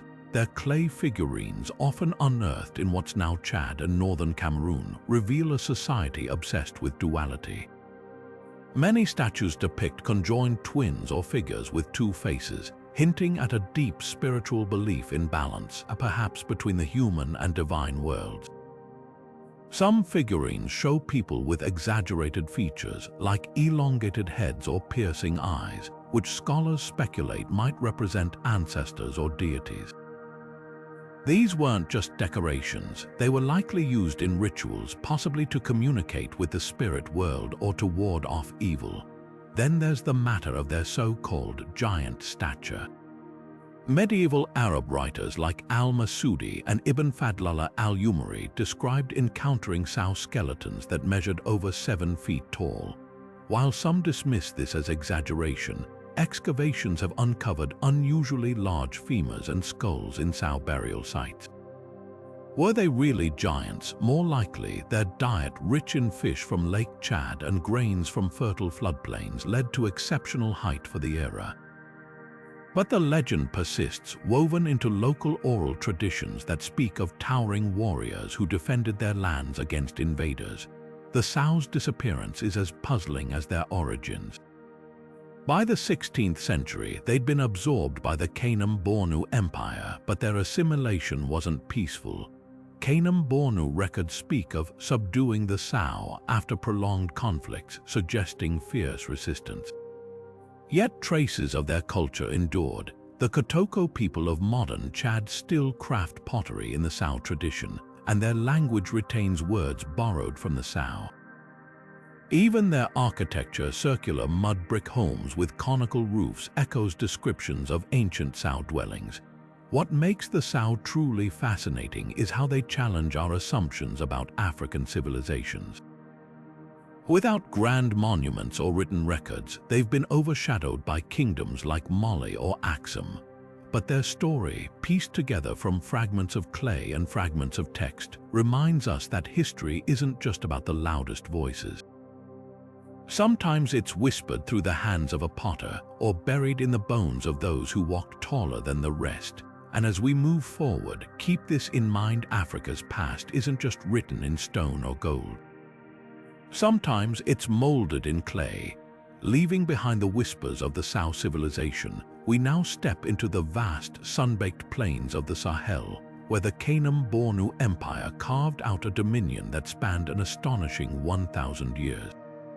Imagine a kingdom so enduring that it witnessed the rise and fall of countless neighboring powers, yet itself remained a formidable force from the 8th to the 18th century. This wasn't just a kingdom, it was a sprawling network of trade, military might, and cultural influence that stretched from the heart of Africa to the Mediterranean coast. The story of Kanem-Bornu begins with its strategic location. Nestled between Lake Chad and the Sahara, it became a crossroads for trans-Saharan trade routes, linking sub-Saharan Africa with North Africa and beyond. But what truly set this empire apart was its mastery of two critical resources, horses and people. The Kanuri cavalry, mounted on swift Arabian steeds, became the terror of the Sahel. Clad in chainmail and wielding iron-tipped spears, these warriors could strike with lightning speed, securing Kanem-Bornu's dominance over rival states. Their military tactics were so effective that even the famed Songhai Empire tread carefully around them. Now, let's talk about the empire's darker legacy, the slave trade. Unlike the Atlantic trade that would come later, Kanem-Bornu's commerce in human lives flowed northward, with caravans trudging across the desert to markets in Tripoli, Cairo, and beyond.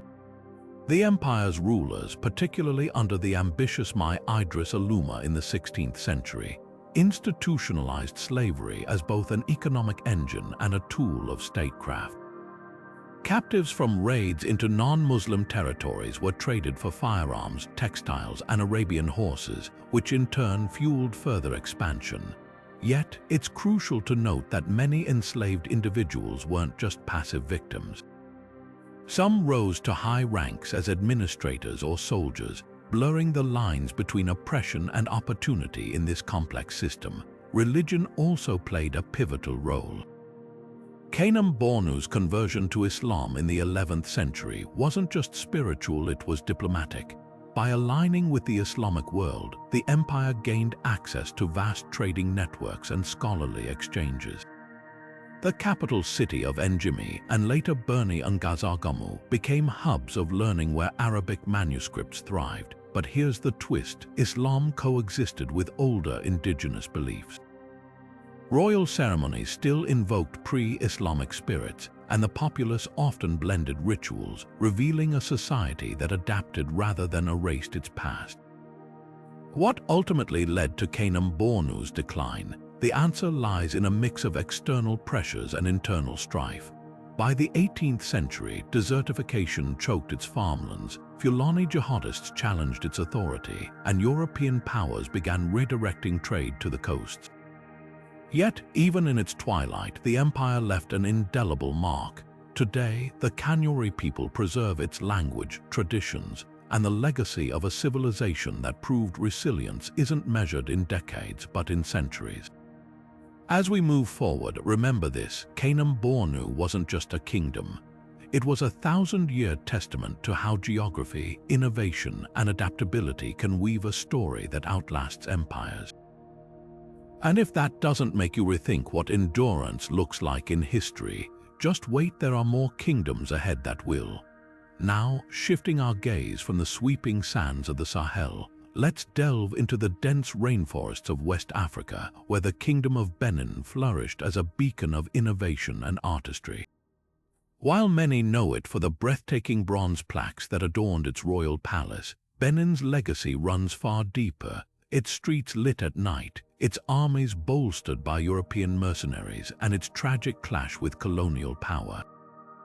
Imagine a city so advanced that visitors in the 16th century marveled at its grandeur. Benin City, the empire's heart, boasted wide, straight streets lined with rows of lamps fueled by palm oil, illuminating the night long before gas lighting became common in Europe. These weren't just functional, they were symbols of a society that valued order, safety, and beauty. The city's layout, with its intricate network of walls and moats, rivaled medieval European capitals. Archaeologists estimate that the earthworks around Benin stretched for over 16,000 kilometers, making them one of the largest human-made structures in history. But Benin's sophistication didn't stop at urban planning. Its military prowess drew the attention of foreign powers. By the late 15th century, Portuguese traders arrived, armed with firearms and eager to forge alliances. In a twist of history, Benin's rulers didn't just trade ivory and pepper, they hired Portuguese mercenaries to train their armies. These European soldiers, embedded within Benin's forces, became a striking example of early African-European military collaboration. The kingdom's elite guards, known as the Iso, wielded imported muskets alongside traditional swords, creating a hybrid force that dominated the region. Art, however, remained Benin's crowning glory. The famous bronze and brass sculptures crafted by guilds of royal artisans weren't mere decorations. They documented history, glorified kings, and even served as diplomatic gifts. One particularly striking piece, the Idia mask, depicts a queen mother with intricate coral beads, a symbol of her political influence.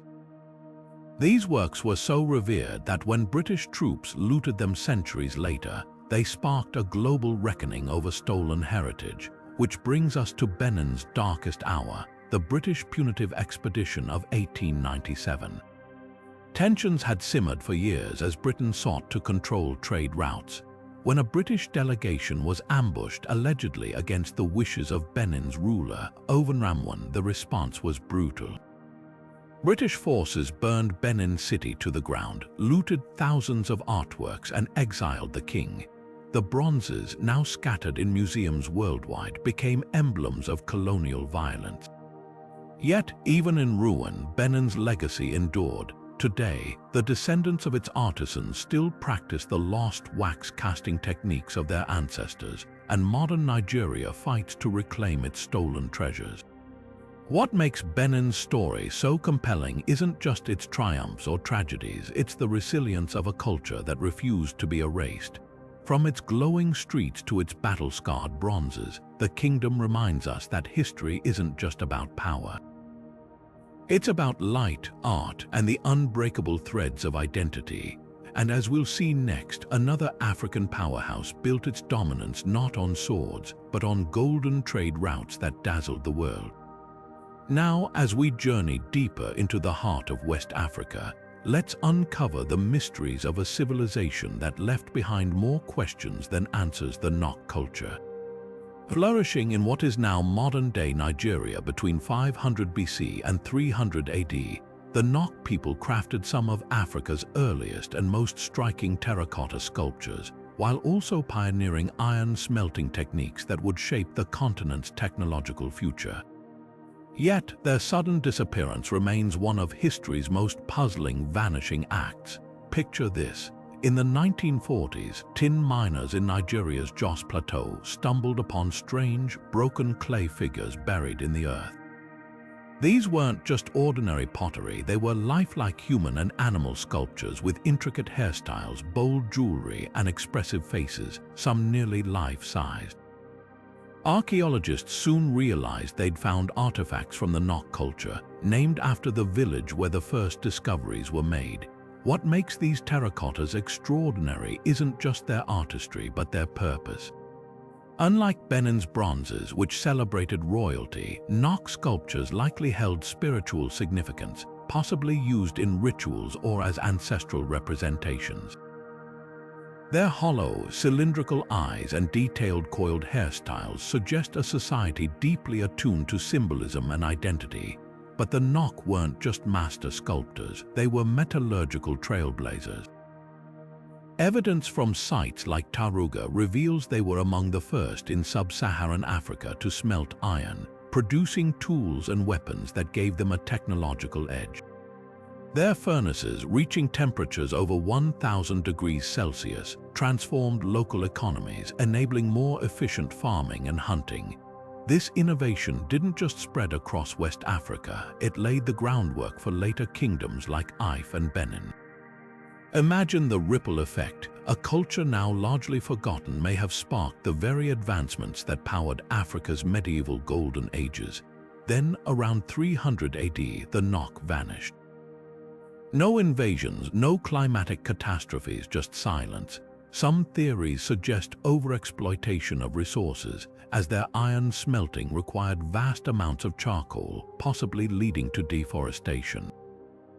Others propose shifts in trade routes or internal collapse. Whatever the cause, their absence left a void. Unlike Benin or Great Zimbabwe, the Nok left no written records or grand ruins, just those haunting terracottas and scattered iron slag, fragments of a once thriving society. Today, the Nok's legacy is both celebrated and contested. Their terracottas, often looted and sold on the black market, have become symbols of Africa's pillaged heritage.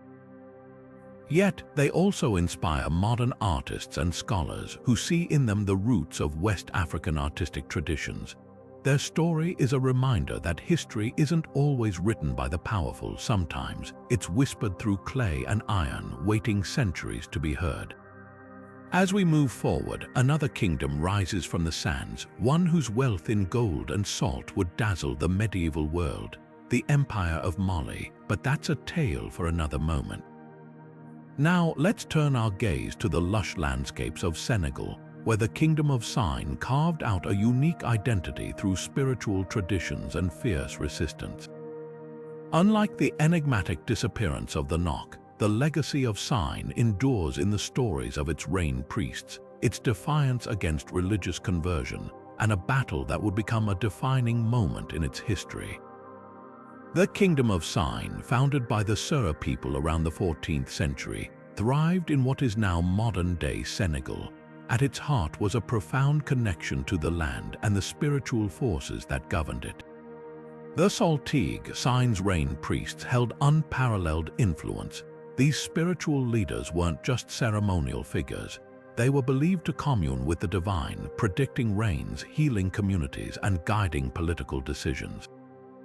Their authority stemmed from a deep understanding of astronomy and nature, using star patterns and animal behavior to forecast events. Imagine a society where the rhythm of life, planting, harvesting, even waging war, was dictated by these sacred intermediaries.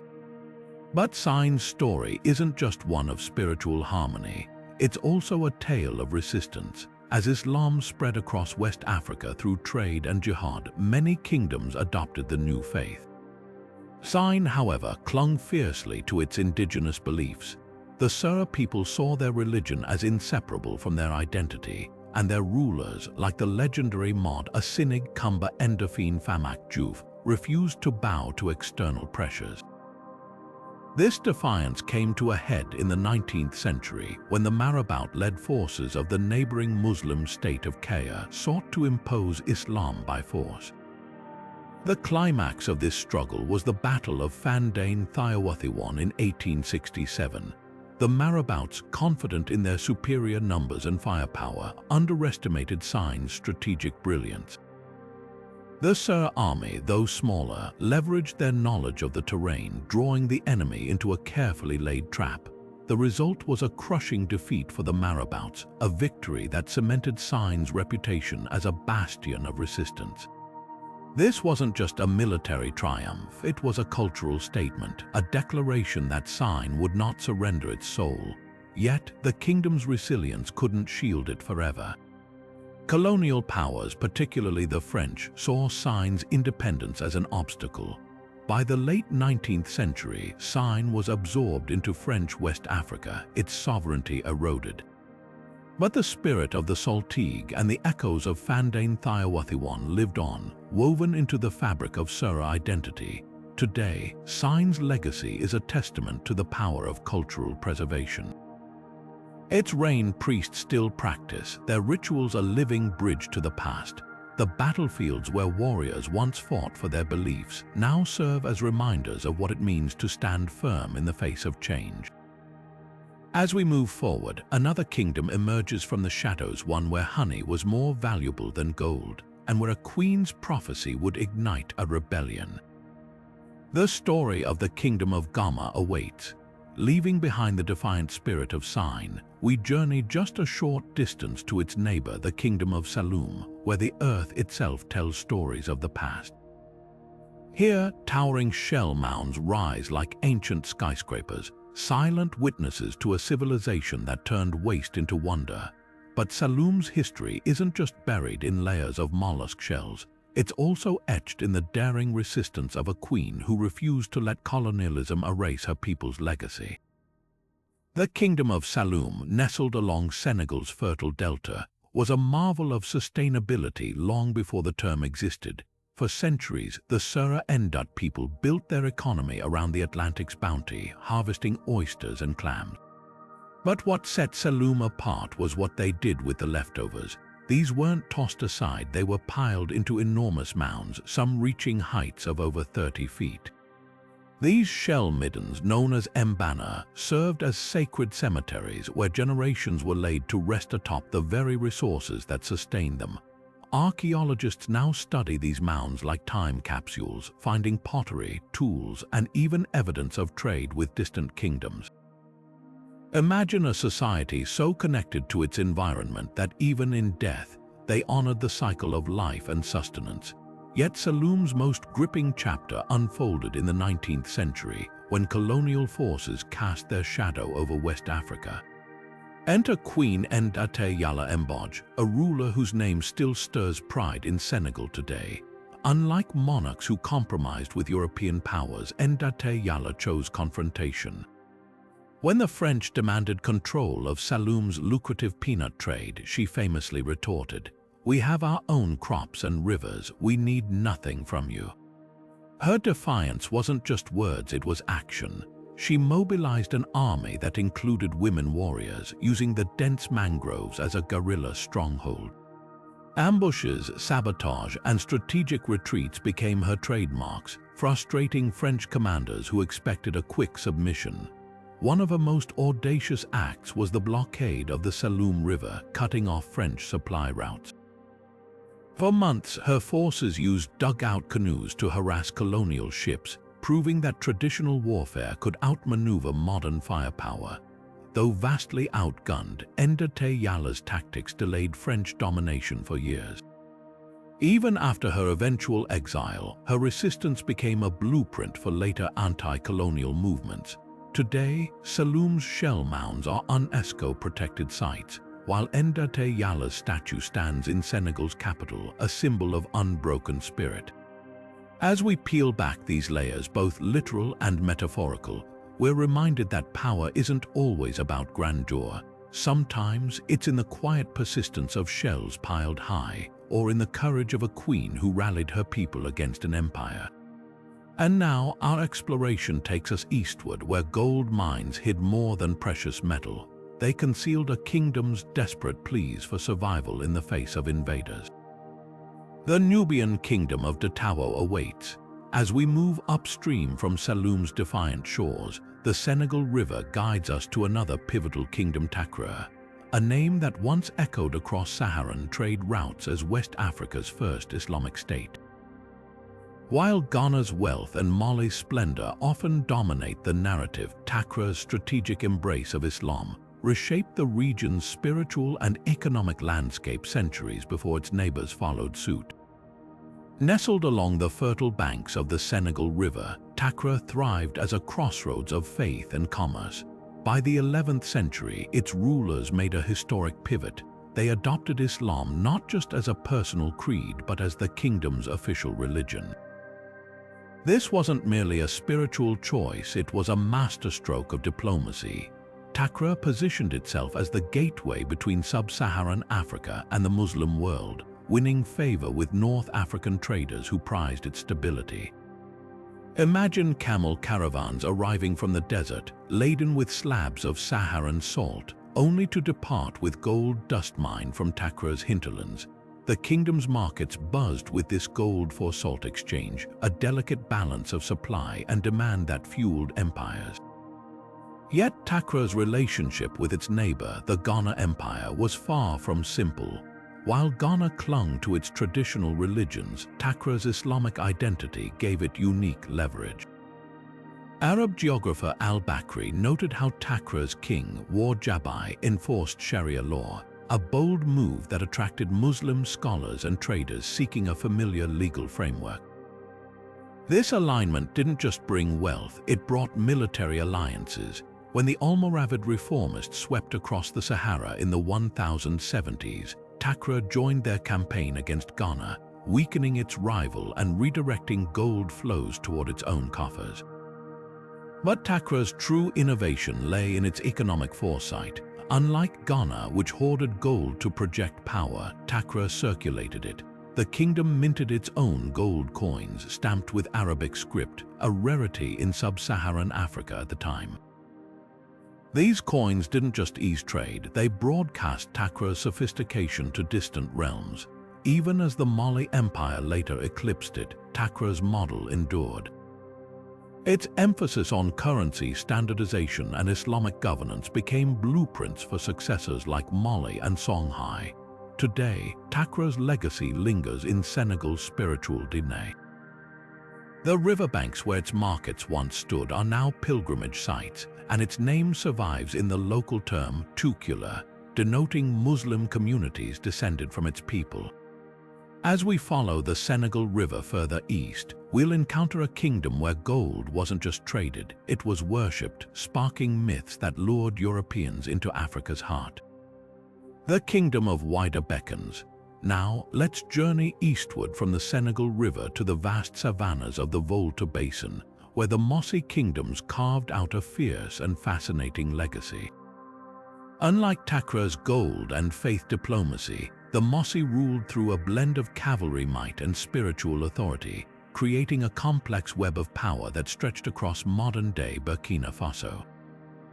Picture this: Ouagadougou's armored horsemen charging across the plains, their lance tips glinting under the sun, while Yatinga's earth priests whispered rituals to the soil, binding communities to the land. These weren't just neighboring states, they were contrasting halves of a single civilization, each with its own way of wielding control. At the heart of the Mossi world stood Ouagadougou, the most dominant of the kingdoms. Its strength lay in its cavalry, a force so formidable that even the Songhai Empire hesitated to confront it. Mossi horsemen weren't just warriors, they were a social class known as the Nakoms, who answered only to their king, the Mogho Naba. Clad in chainmail and armed with iron-tipped spears, these riders could strike deep into enemy territory, returning with captives and cattle. But their raids weren't random acts of violence, they were calculated displays of power. In one bold campaign, Mossi cavalry penetrated as far as Timbuktu, not to conquer but to destabilize, proving their reach could humiliate even the Sahara's greatest trading hub. Yet just north of Ouagadougou, the kingdom of Yatunga took a Chinese letter, a P, P-R-O, a C-H. Here, political power was shared with the Tenxabadamba, priests who served as intermediaries between the people and the earth itself. Where Ouagadougou's kings ruled by the spear, Yatunga's leaders needed the blessing of these priests to legitimize their reign. Before any major decision, whether going to war or planting crops, the Tenxabadamba would consult oracles and sacrifice animals, interpreting the will of ancestors and deities. This duality created a delicate balance. Yatunga's kings could mobilize armies, but without the priests' approval, their authority crumbled. It's a system that still echoes today, as modern Burkinabe leaders seek the endorsement of local earth priests before taking office. The Mossi's most controversial legacy, however, was their role in the trans-Saharan slave trade.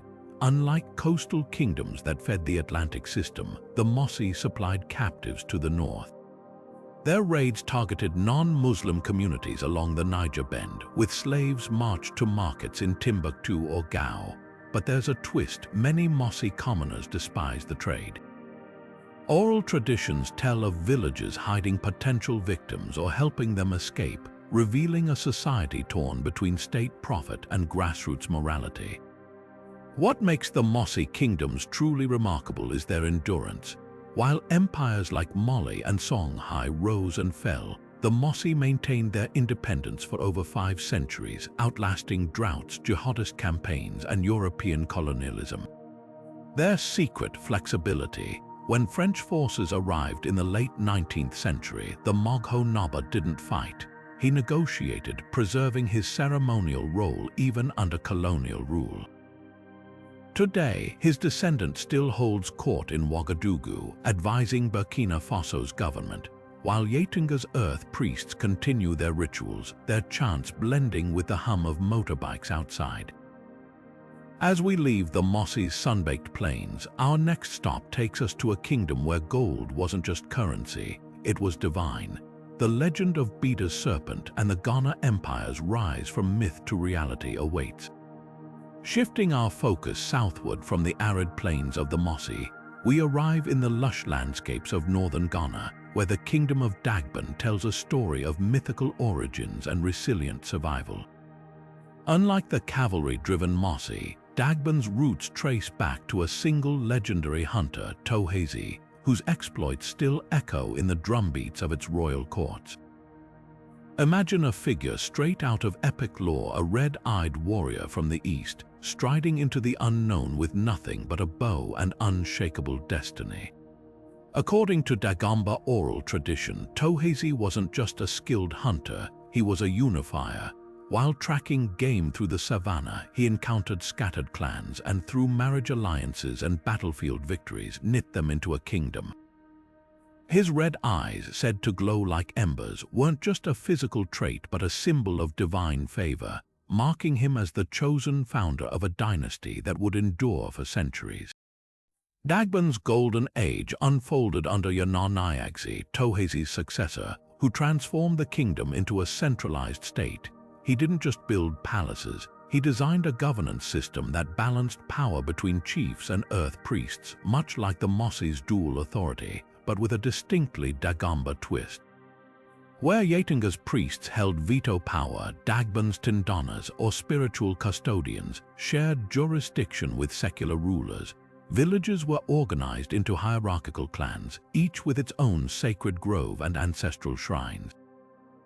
This wasn't merely administration, it was a sacred covenant between the living and the land, enforced through rituals like the annual Damba festival, where dancers reenacted Nyagsi's coronation to reaffirm the kingdom's social contract. But Dagbon's history isn't just about grand ceremonies. Its strategic location made it a hub for the trans-Saharan trade, dealing in cola nuts, salt, and most crucially horses. The kingdom's cavalry, though smaller than the Mossy's, became legendary for its agility. Dagomba horsemen patrolled trade routes, ensuring safe passage for merchants while extracting tolls that filled the royal coffers. Yet this prosperity attracted envy. By the 18th century, Dagbon faced relentless raids from the Ashanti Empire, forcing it to pay tribute in gold and slaves. Remarkably, the kingdom adapted, using diplomacy as deftly as warfare. When the Ashanti demanded submission, Dagbon's rulers sent symbolic gifts rather than unconditional surrender, preserving their autonomy through careful negotiation.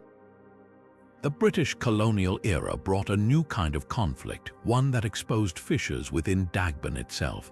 Colonial administrators, obsessed with indirect rule, anointed the Yana as the sole authority, sidelining the Tindonas and clan chiefs.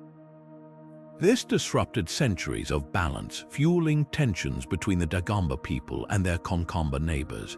The Konkamba, historically marginalized as landowners without political power, rebelled against Dagbon's dominance, leading to violent clashes that the British exacerbated by favoring one group over another. The most devastating erupted in the early 20th century, when a land dispute spiraled into a massacre, with Dagomba warriors attacking Konkamba villages. What made this tragedy haunting was its intimacy, neighbors turning on neighbors, their conflicts weaponized by colonial divide and rule tactics. Yet Dagbon endured. Today, the kingdom stands as a testament to adaptive resilience.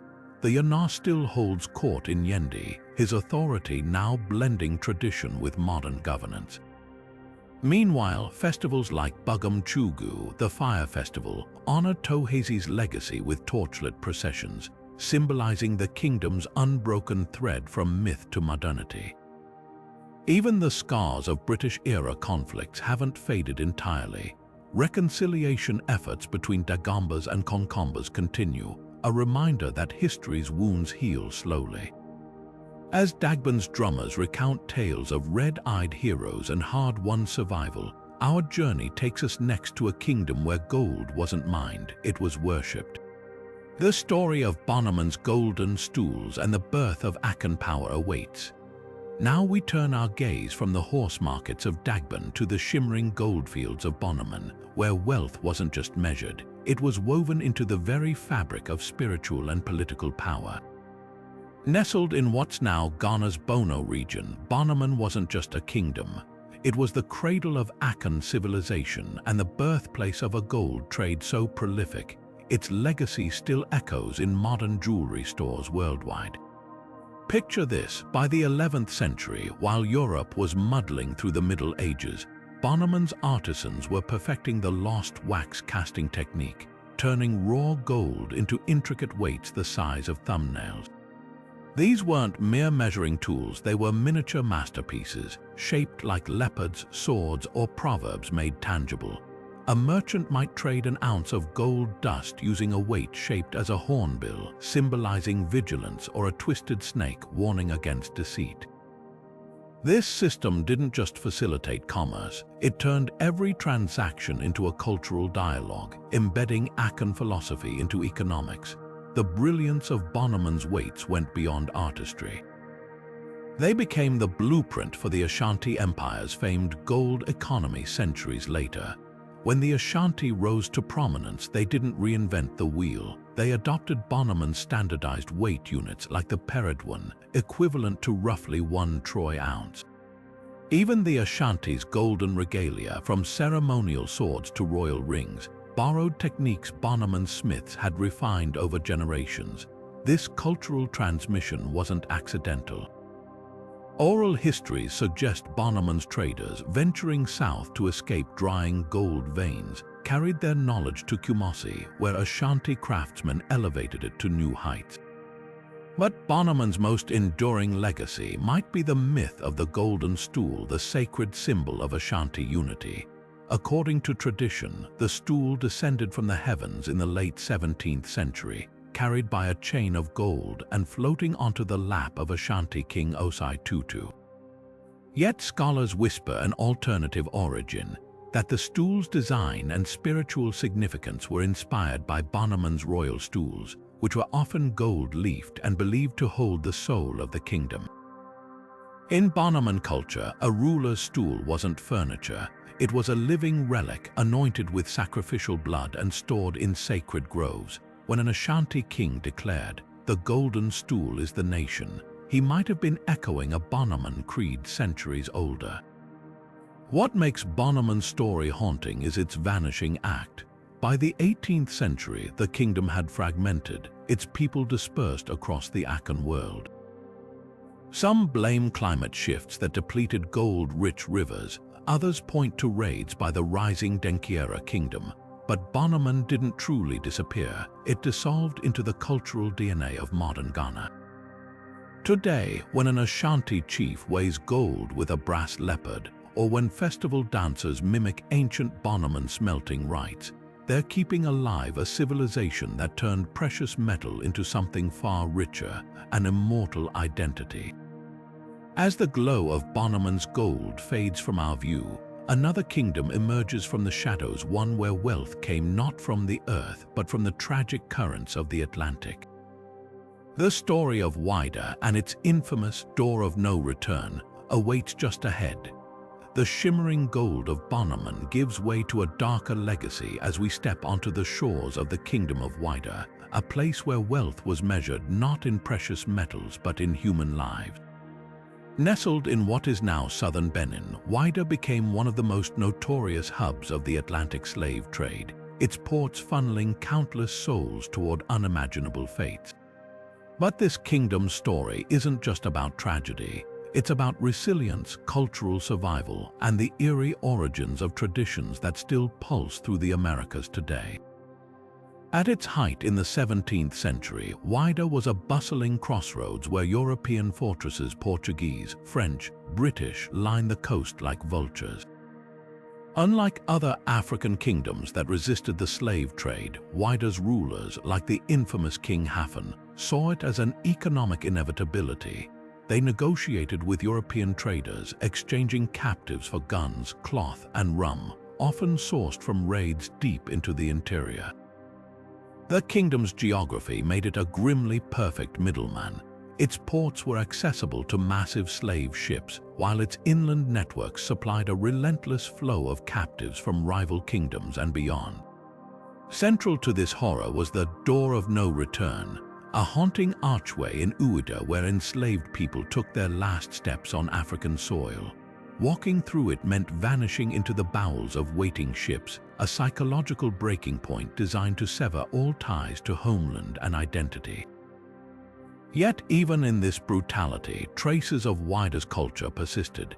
Enslaved individuals smuggled fragments of their beliefs, stories of the snake god Dan, reverence for ancestors, and rituals to heal and protect across the ocean. These fragments would later grow into Haitian Vodou, Cuban Santeria, and Brazilian Candomblé, spiritual traditions that still honor Waidah's deities today. What many don't realize is that Waidah's role in the slave trade was deeply tied to its own spiritual hierarchy. The kingdom's rulers didn't just trade humans, they were also the high priests of Vodun, or what the Western world later mislabeled as voodoo. Sacred groves dotted the capital, where rituals celebrated deities like Mawu, the creator goddess, and Legba, the trickster gatekeeper. European accounts describe ceremonies with drumming, dancing, and symbolic objects, practices that enslaved communities later adapted in the Americas as acts of resistance. When a Haitian Vodou practitioner lights a candle for Papa Legba, they're invoking a figure whose roots stretch directly back to Waidah's temples. The kingdom's downfall came not from moral reckoning, but from greed and infighting. In the early 18th century, Dahomey, another rising power, sacked Waidah, burning its palaces and absorbing its territory. The slave trade continued under new masters, but Waidah's unique cultural imprint never fully faded. Today, descendants in Benin and the diaspora still return to Ouidah's Door of No Return, not as victims, but as pilgrims reclaiming a stolen legacy. As we leave Waidah's shadowed shores, another warrior kingdom rises, one where women, not men, formed the backbone of military might. The tale of Dahomey's legendary Amazons awaits, and it's fiercer than fiction. Stepping away from Waidah's tragic legacy, we now enter the realm of Dahomey, a kingdom where history blurs the line between myth and reality. Often overshadowed by tales of its legendary female warriors, Dahomey's story is far richer, woven with economic defiance, spiritual mystique, and a complex dance with colonial powers. Dahomey's fame rightly begins with its Amazons, or Mino, an elite battalion of women warriors who struck fear into the hearts of enemies, but their battlefield prowess was just one thread in a broader tapestry. By the 19th century, as global attitudes toward the slave trade shifted, Dahomey faced a crossroads. Britain, once a key trade partner, turned its back, imposing a palm oil embargo to pressure the kingdom to abandon slavery. This wasn't just an economic squeeze, it was a cultural earthquake. Palm oil was more than a commodity in Dahomey. It fueled rituals, lit royal palaces, and greased the gears of daily life. The embargo forced King Gizo to pivot, deepening domestic production while secretly maintaining slave raids to supply Brazilian traders. This dual strategy revealed Dahomey's pragmatism, adapting to survive without fully surrendering its old ways. Yet for all its military might, Dahomey's most haunting legacy might be its spiritual guardians, the Zangbito. These eerie nightwatchmen, cloaked in towering, colorful raffia costumes, were neither fully human nor purely myth. Believed to be vessels for ancestral spirits, they patrolled streets after dark, enforcing order with supernatural authority. Witnesses described them moving without visible legs, spinning like whirlwinds to sweep away criminals. The Zangbito weren't just police, they were a psychological weapon. Their unsettling presence reminded citizens that the unseen world was always watching, a fusion of theater and terror that kept dissent in check. Even today, Zangbito ceremonies in Benin draw crowds, their dances preserving a tradition that once upheld Dahome's social order. Dahome's relationship with Europe was a tense tango of resistance and reluctant compromise. French colonizers, determined to dismantle the kingdom, targeted its spiritual core. They burned the royal palace in Abomey, scattering its sacred artifacts including the famous thrones of the dead, carved stools believed to hold the spirits of past kings. But as with wider cultural roots proved unshakable, descendants of Dahome's royalty still perform rituals to honor ancestors, and the Zangbito endure as symbols of resilience. As the sun sets on Dahome's saga, we glimpse a kingdom that refused to be defined by any single narrative. Its Amazons defied gender norms, its economy weathered storms, and its spirits never truly left. Now our journey takes us east to the Oyo Empire, where cavalry kingdoms clashed and kings faced rituals far darker than war. Leaving behind the mystical allure of Dahomey, we now ride into the sweeping savannas of the Oyo Empire, where horsepower defined an era. Picture this, a West African superpower so formidable that its cavalry could strike targets hundreds of miles away, their armored horses thundering across the plains like a force of nature. Oyo didn't just conquer, it revolutionized warfare in the region, blending military innovation with political ingenuity. At its zenith between the 17th and 18th centuries, Oyo's dominance hinged on two pillars, its legendary cavalry and the sacred authority of its rulers. Unlike Dahome's infantry-focused armies, Oyo's strength lay in its mounted warriors, a tactic borrowed from the northern Nupe people. These weren't just horsemen, they were a meticulously organized corps, clad in chainmail and wielding imported steel swords from Europe. Their mobility allowed Oyo to control trade routes from the Niger River to the Atlantic coast, taxing caravans and amassing wealth that fueled its expansion. But the empire's real secret weapon was its decentralized governance. Local chiefs, or Oba, retained power as long as they paid tribute, creating a flexible system that absorbed diverse cultures without constant rebellion. Yet Oyo's grandeur came with a chilling spiritual price. The Olofin, or king, ruled under the shadow of ritual suicide. Here's how it worked. If the council of nobles, known as the Oyo Messi, presented the Olofin with an empty calabash or a parrot's egg, it signaled his reign was no longer favored by the gods. The message was clear: he had to take his own life. This wasn't mere brutality, it was a sacred contract. The Olofin's voluntary death was believed to renew the kingdom's cosmic balance, preventing drought or famine. Historical accounts describe some kings complying quietly, while others, like Olofin Awoloju, allegedly defied the order, sparking civil strife. This delicate dance between divine duty and human will kept Oyo's rulers in check, ensuring no king grew too tyrannical or too weak. But even the mightiest empires have their Achilles heel. For Oyo, it was the Fulani jihadists of the early 19th century.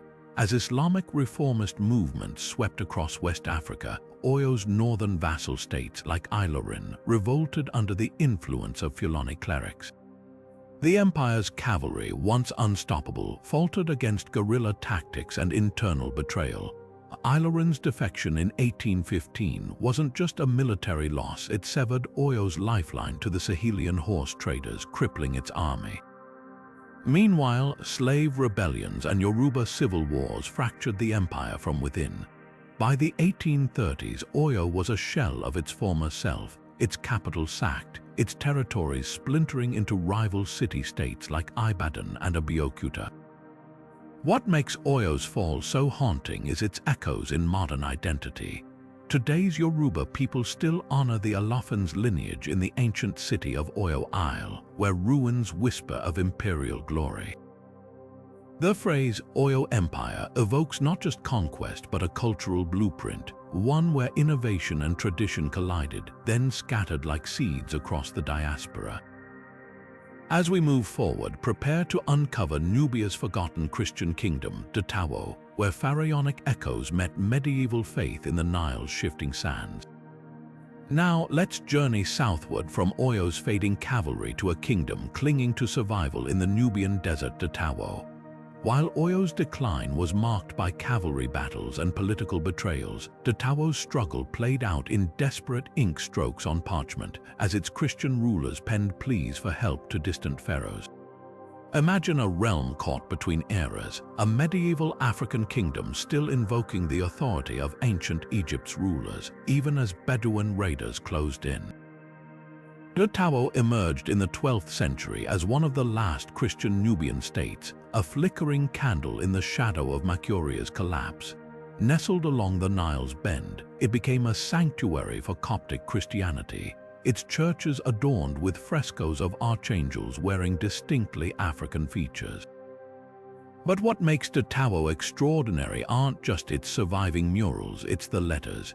In archives from Cairo to Istanbul, scholars have uncovered Coptic and Greek correspondence where Detawo's kings address Egypt's Ayyubid sultans as pharaohs, a deliberate echo of biblical and pharaonic legitimacy.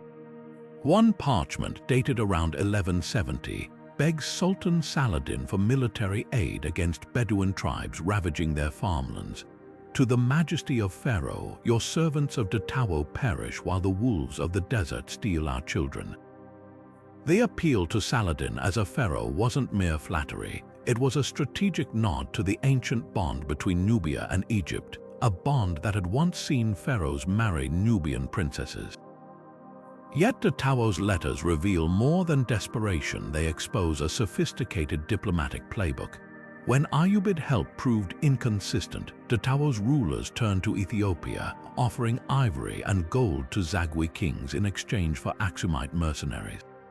A Coptic psalter found in the ruins of Casa Ibrim even contains marginal notes describing Ethiopian troops marching north to fortify Detawo's frontier. But the kingdom's true lifeline was its bishops. While secular power crumbled, Detawo's church leaders brokered deals with Arab traders, ensuring Nile grain shipments reached monasteries even as villages burned.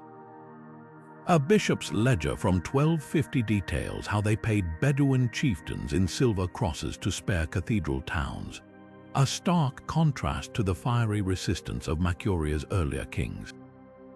The kingdom's final act unfolded in the 14th century when Mamluk chroniclers noted Detawo's last king, possibly named Joel, sending envoys to Cairo with an offer, conversion to Islam in exchange for protection. But by then, the Nile's political calculus had shifted. The Mamluks, more interested in securing trade routes than saving a dying kingdom, offered tepid support. Detawo's capital at Jebel Adda fell to a confederation of Bedouin and Nubian converts around 1350, its cathedrals repurposed as mosques. Yet in a twist of historical irony, Detawo's Coptic scribes may have had the last word. A recently discovered parchment in a monastic cellar lists the names of Christian families who fled southward, their descendants possibly among the Christian communities of modern Sudan. Detawo's story isn't just about collapse, it's about adaptation. Where Oyo's empire shattered into rival states, Detawo's legacy seeped into the cultural groundwater. Its hybrid frescoes, blending Coptic saints with Nubian symbolism, influenced Ethiopian religious art for centuries, and those desperate letters, they redefined how historians view medieval African diplomacy, proving even embattled kingdoms could negotiate with empires on equal terms. Next, we'll venture into the highlands of Kaffa, where another kingdom guarded a secret that would caffeinate the world, but not without a fight. Leaving behind the fading echoes of Detawo's Coptic prayers, we now trek into the misty highlands where an entirely different kind of power brew both politically and literally. Welcome to the Kingdom of Kaffa, a realm where coffee wasn't just a crop but a state secret guarded like gold, and where kings ruled from palaces perched high in the trees.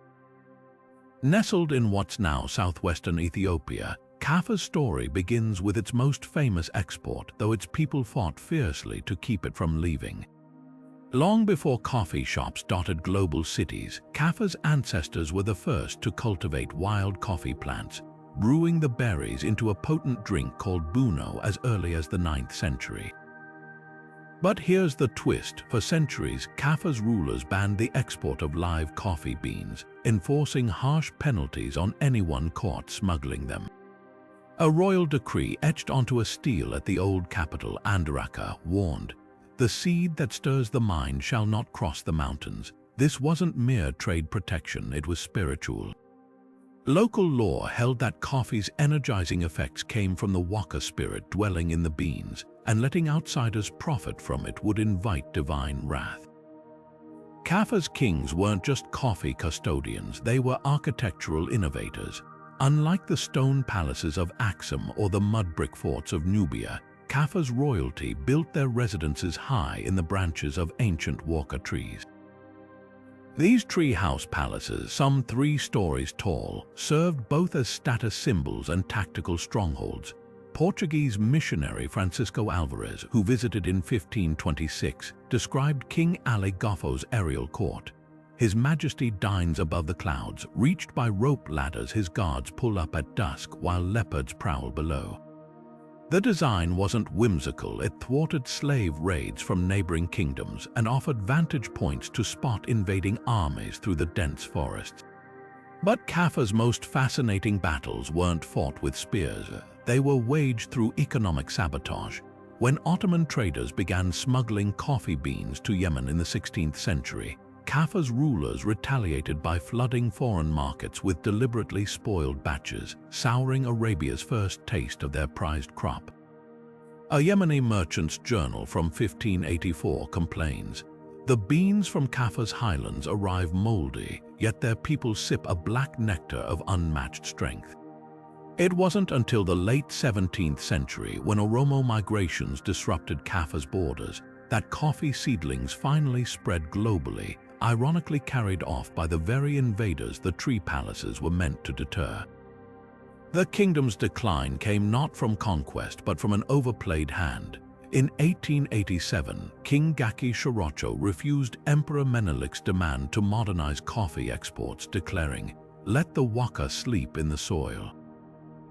Menelik responded with a brutal invasion, burning tree palaces and forcibly grafting Kaffa into Ethiopia's cash crop economy. Yet Kaffa's legacy percolates through every coffee cup today. Its name gave us the word coffee, and wild coffee forests near Bonga still hold genetic roots of the world's Arabica beans.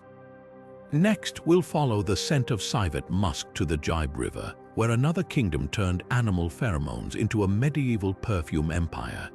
Shifting from the coffee-laden highlands of Kaffa, we journey now to the lush banks of the Jibe River, where an entirely different luxury commodity fueled the rise of a lesser-known powerhouse. Welcome to the kingdom of Limu Inaria, a realm where civet cats, not kings, held the keys to wealth, and where the scent of musk perfumed the politics of an entire region. Tucked between the swirling waters of the Jibe and the dense forests of southwestern Ethiopia, Limu Inaria's economy revolved around a bizarre but lucrative trade, the glandular secretions of the African civet. These nocturnal creatures, resembling a cross between a cat and a mongoose, produced a pungent paste called civet musk, which became the kingdom's golden ticket to medieval globalization. When dried and diluted, this musk transformed into a coveted ingredient for perfumes, medicines, and even religious anointments across the Islamic world and Europe. A single gram of high-quality musk could fetch the equivalent of a farmer's yearly harvest in distant markets like Cairo or Venice. But harvesting civet musk wasn't for the faint-hearted. Local hunters risked vicious bites to trap live civets, which were then kept in bamboo cages outside royal warehouses.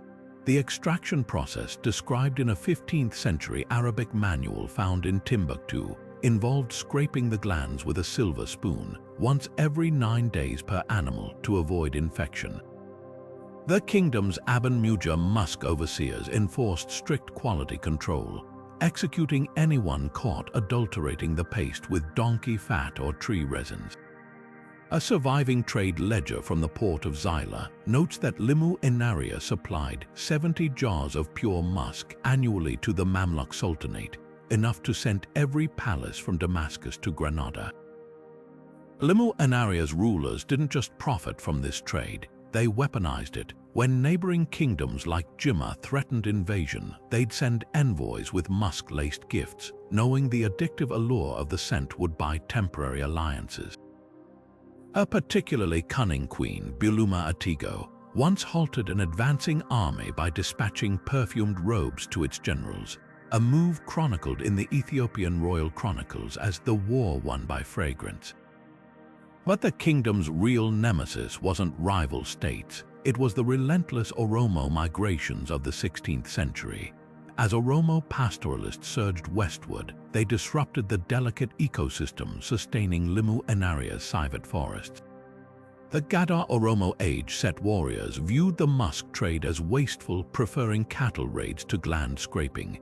By 1592, Oromo clans had overrun the Jibe Valley, burning musk warehouses and releasing thousands of captive civets. Yet in a twist of irony, the Oromo themselves eventually became musk traders just without Limu Enaria's royal markup. What truly sealed the kingdom's fate, though, was Europe's shifting tastes. By the 18th century, synthetic musks developed in France gutted the demand for civet paste. The last Limu Enaria king, Abba-Gomul, lamented in a letter to Emperor Iyoshu II, "Our jars of perfume now gather dust beside the jibe, while foreigners make sweat smell like flowers." Today, all that remains are overgrown civet cages, and the occasional whiff of wild musk in the morning, mist, a ghostly reminder of a kingdom that once made the world stop and smell its power. Next, we'll venture to the kingdom where honey flowed thicker than blood, and a single prophetic queen turned beehives into a rebellion.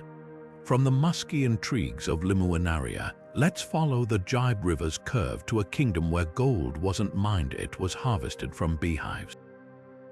Welcome to the kingdom of Goma, a pocket-sized powerhouse where honey wasn't just food. It was currency, medicine, and even a weapon of rebellion.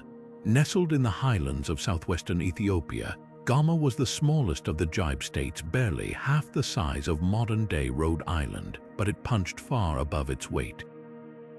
While neighbors like Jimma and Limu Enaria chased musk and coffee, Goma's entire economy hummed around bees. The kingdom's forests teemed with Apis mellifera scutellata, an aggressive African honeybee whose golden harvest was so abundant, Goma's taxes were paid in honeycombs.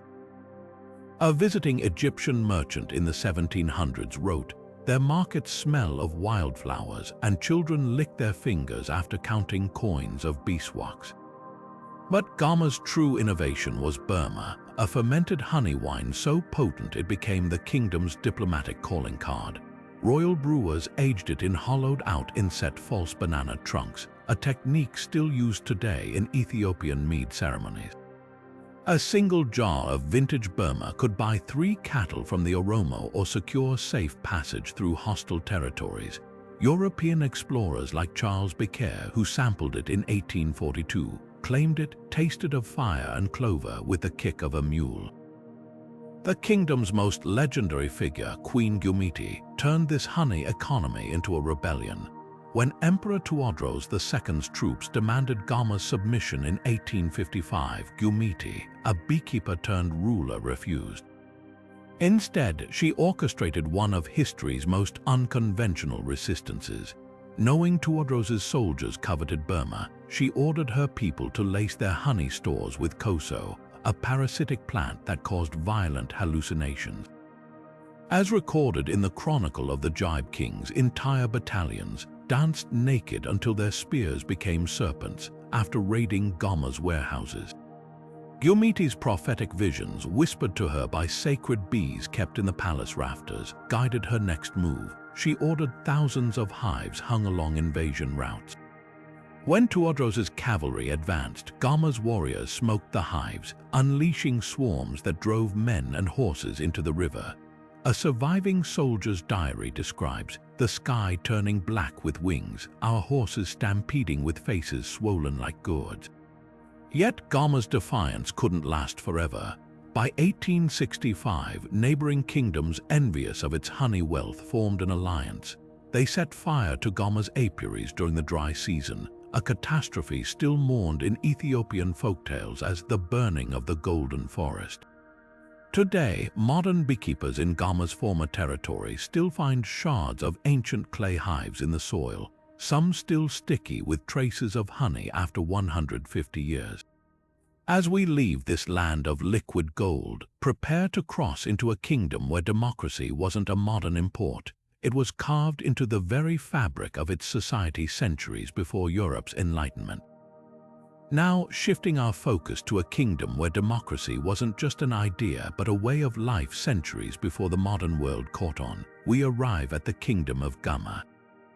While Gama thrived on honey, Gama's true treasure was its revolutionary governance, the Gada system, a rotating leadership model so fair it would make today's democracies pause and take notes. Nestled in the Jibe region like its neighbors, Gama stood out not for gold or trade but for its radical egalitarianism. Every 8 years, the kingdom held what historians now call Africa's first peaceful power transitions. Councils of elders, warriors, and even women's groups gathered to elect a new leader, not by birthright but by merit. The outgoing ruler would ceremoniously hand over the kalocha, a baton carved from sacred Wadisa wood, to their successor without a drop of blood spilled.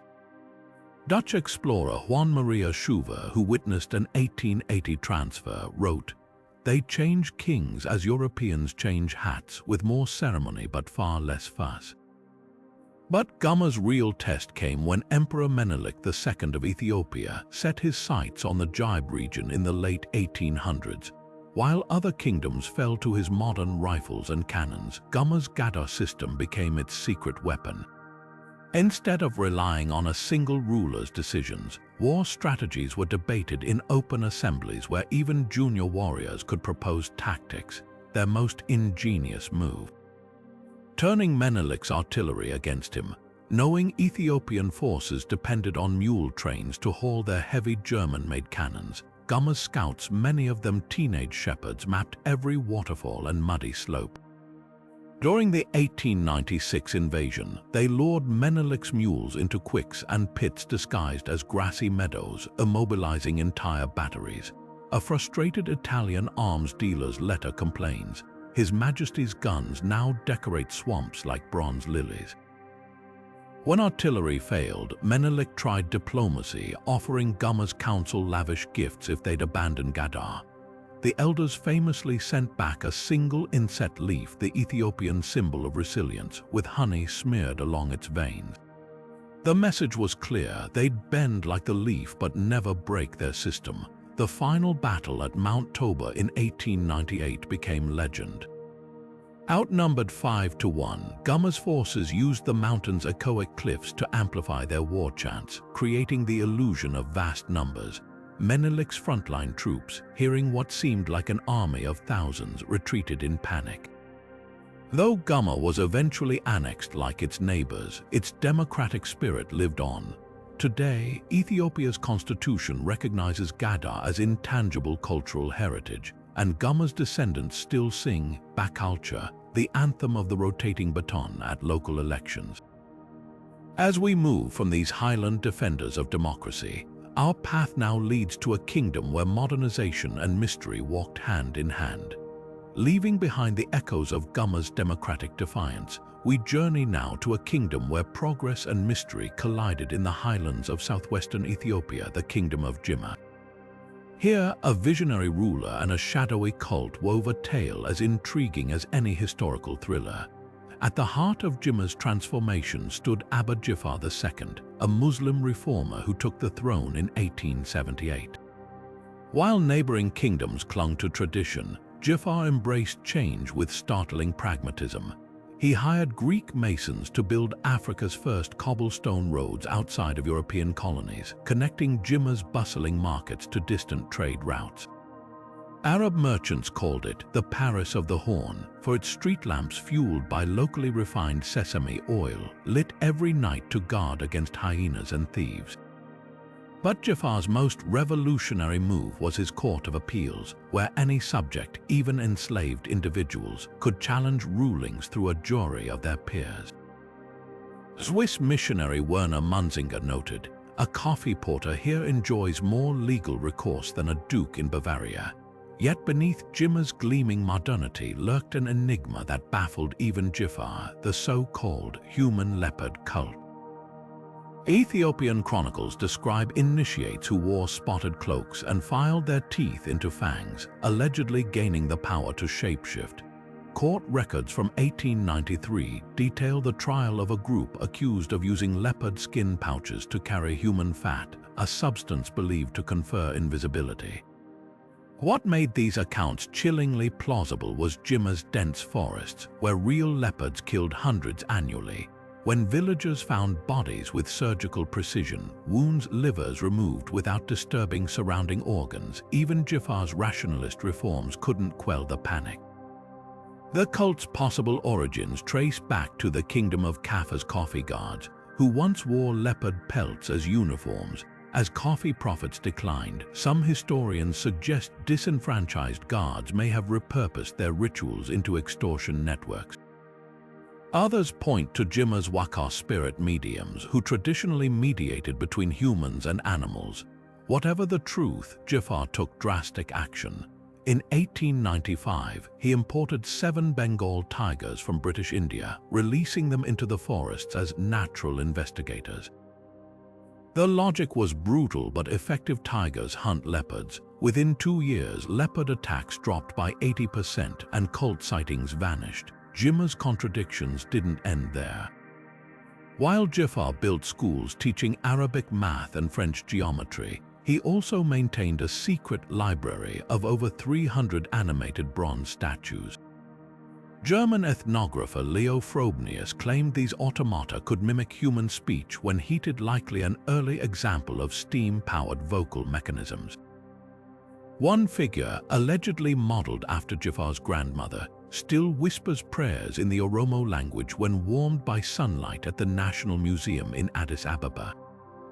By the time Italian forces invaded in 1936, Jimma had become a paradox, simultaneously Ethiopia's most modernized kingdom and its most myth-shrouded. Even today, archaeologists debate whether the human leopard cult was a criminal enterprise, a political resistance movement, or something far older. As we turn from Jimma's twilight, our next destination awaits a kingdom where gold and rebellion flowed as freely as the Blue Nile itself. Now, as we leave behind the enigmatic whispers of Jimma's bronze statues, our path leads us to the banks of the Nile, where a forgotten kingdom clung to its identity against all odds, the kingdom of Bazin. Nestled in what is now northern Sudan, Bazin emerged as a defiant flicker of Nubian Christianity in an era when the Funj Sultanate's Islamic rule dominated the region. Here, faith and survival intertwined in ways that still puzzle historians today. Bazin's story begins in the ashes of the once great Christian kingdom of Alodia, which fell to the Funj in around 1500. While most Nubian kingdoms faded into history, Bazin's rulers made a calculated gamble. They swore allegiance to the Funj but kept their crosses hidden. Arab chronicles refer to them as the Silent Christians, a people who paid tribute in gold while quietly preserving their faith. Italian explorer Giovanni Antonio Cavazzi recorded in 1670 that Bazin's king still carried a small iron cross beneath his royal robes, a secret passed down through generations. What made Bazin's survival possible was its role as a buffer state. Sandwiched between the Funj heartland and rival Islamic sultanates like Darfur, Bazin's warriors became elite mercenaries. Their cavalry, trained in the Nubian archery traditions of their ancestors, were prized for their skill in desert warfare. But beneath their armor, many wore parchment copies of Coptic prayers stitched into their linings. In the ruins of Bazin's capital at Kyrgyz, archaeologists found a barracks with a hidden chapel, its walls painted with frescoes of St. George, carefully concealed behind a false brick wall. The kingdom's most startling Christian artifacts surfaced in 1912, when a British railroad crew unearthed a trove near the modern town of Abu Hamad. Among the findings was a perfectly preserved 7th-century Eucharistic chalice, its base inscribed in Greek with the words, "For the remission of sins." Even more perplexing was its location, buried beneath the foundation of a 16th-century mosque. Some scholars believe Bazin's Christians may have participated in Islamic rituals publicly while practicing their faith in private, a phenomenon called crypto-Christianity. Bazin's alliance with the Funj wasn't just political, it was economic genius. The kingdom controlled critical Nile trade routes, taxing merchants moving between Egypt and sub-Saharan Africa. But their true wealth came from an unexpected source: honey. Bazin's monasteries, disguised as ordinary warehouses, kept apiaries that produced wax for candles used in secret midnight masses. This wax became a prized commodity in Muslim markets, where it was sold as miraculous healing balm. The kingdom's final act came in the early 18th century, when the Funj Sultanate began to crumble. As Arab tribes swept south, Bazin's last king, Talbasha III, made a desperate bid for independence. He reached out to Ethiopia's emperor Iyasu I, offering to reopen the long-defunct Christian corridor between their realms. The plan failed when Talbasha was betrayed by his own vizier, who revealed the plot to Funj commanders. In 1724, Bazin's churches were burned, and its surviving Christians fled into the Nubian deserts. Yet traces endure. In 2019, a team from the University of Khartoum discovered a cave near the Nile filled with 16th-century psalters written in Old Nubian but with marginal notes in Arabic. One passage, likely added by a Bazin scribe, reads, "The river remembers what the land forgets." As we prepare to journey onward, our next stop takes us to a kingdom where gold and defiance flowed as fiercely as the river itself, the kingdom of Fazogli. Now, as we cross from the hidden chapels of Bazin into the rugged highlands along the Blue Nile, we encounter a kingdom where rebellion ran as deep as the gold veins beneath its soil, the kingdom of Fazogli. This remote realm, straddling what is now the Ethiopia-Sudan border, was built on two things: sacred geography and sheer defiance. Fazogli's origins trace back to the 14th century, when a group of Nubian miners, descendants of the fallen Alodia kingdom, fled the Funj conquests and carved out a stronghold in the mountains. What set them apart was their striking claim. They guarded Warda, a whirlpool-choked island in the Blue Nile believed to be the resting place of the biblical Ark of Mercy. Medieval Ethiopian texts called it a refuge for those who angered kings, and Fazogli's people took that literally. For 2 centuries, Fazogli supplied gold to Ethiopia's Solomonic emperors under a tense arrangement. The miners used an ingenious technique, diverting the river's tributaries to expose gold-rich sediments, but they paid their taxes in dust, reserving nuggets for their own shrines. Trouble erupted in 1588 when Emperor Sarsa demanded their entire season's yield to fund his war against the Ottomans. The Fazogli response: they drowned his tax collectors in the Blue Nile, weighted with the very gold they'd refused to surrender. What followed was a guerrilla war unlike any in the region's history. Fazogli's warriors, known as the River Shadows, used the island's labyrinthine caves to vanish after raids. Ethiopian chronicles described their tactics with grudging awe, poisoning wells with crushed euphorbia, disguising themselves as crocodiles using reed snorkels, and even floating burning barges toward imperial camps. Most ingenious was their golden treason, bribing the emperor's Oromo mercenaries with smuggled nuggets sewn into loaves of bread. The kingdom's spiritual leader, the guardian of the whirlpool, claimed divine protection. According to oral traditions recorded by Portuguese missionary Pedro Pires in 1609, the guardian would stand waist-deep in the Nile's raging currents, holding a staff crowned with a Coptic cross. If the staff remained upright, it signaled God's favor. Pires wrote that even Muslim traders made pilgrimages to witness this spectacle, calling it the miracle of the standing stick.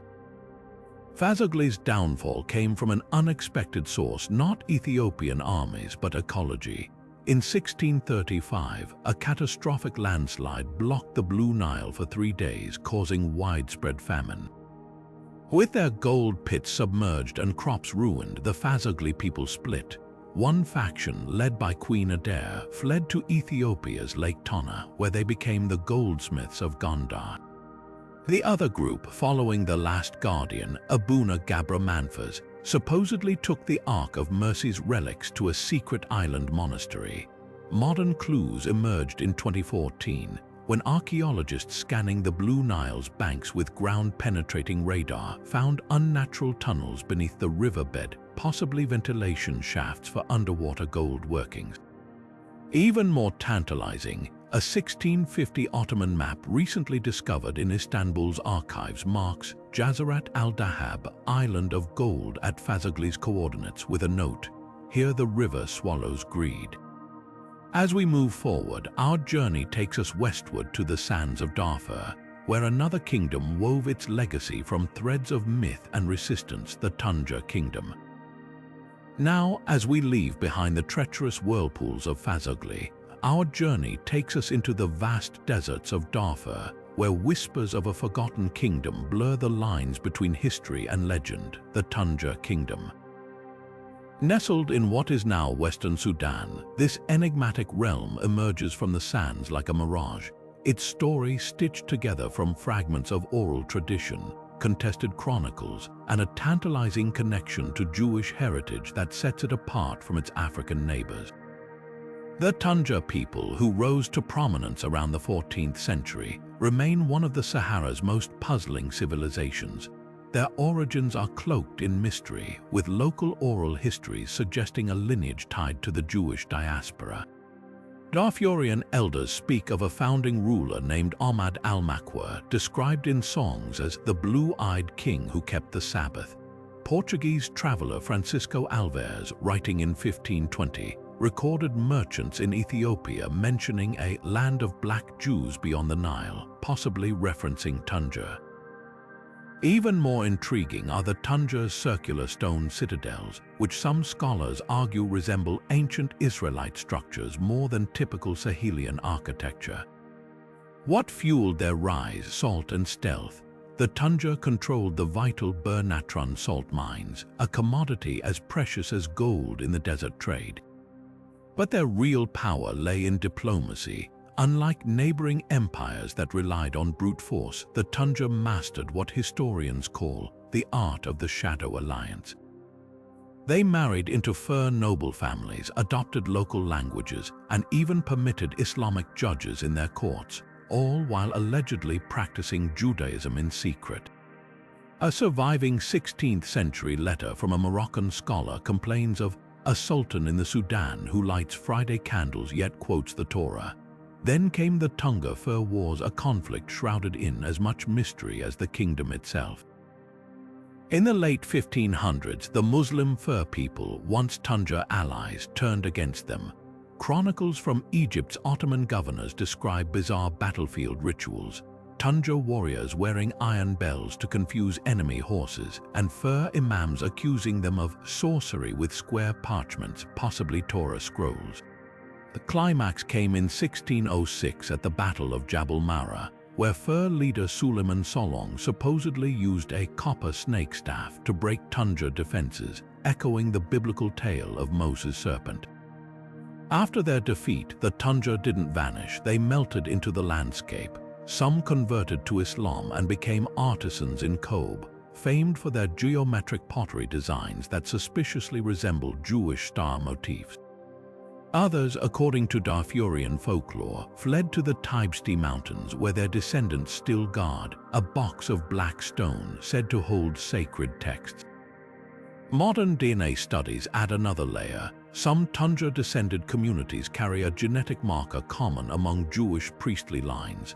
The most compelling evidence surfaced in 2019 when a team from the University of Khartoum excavated a Tunja palace in Qadada.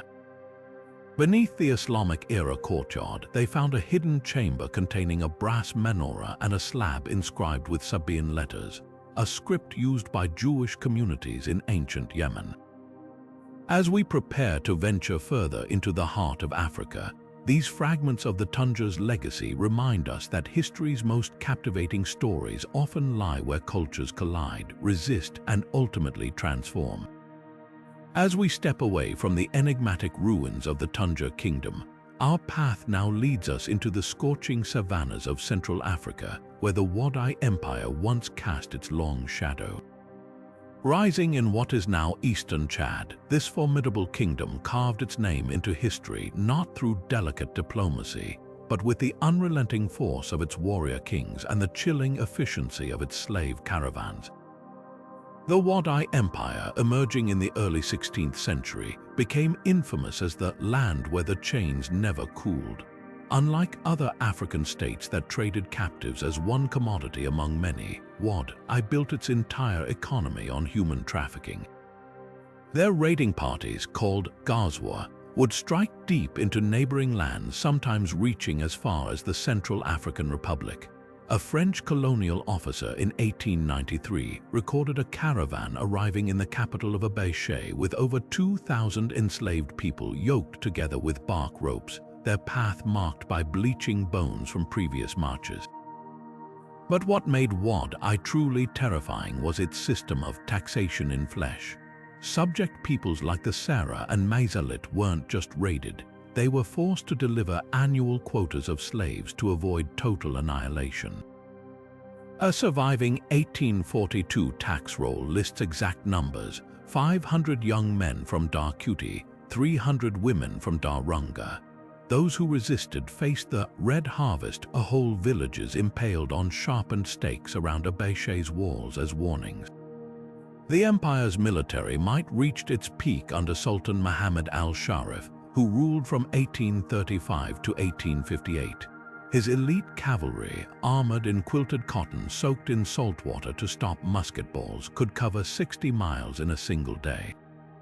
But their most feared weapon was psychological, the silent raid. Survivors described attacks where warriors muffled their horses' hooves with sheepskin, slaughtering entire communities before victims realized they were under attack.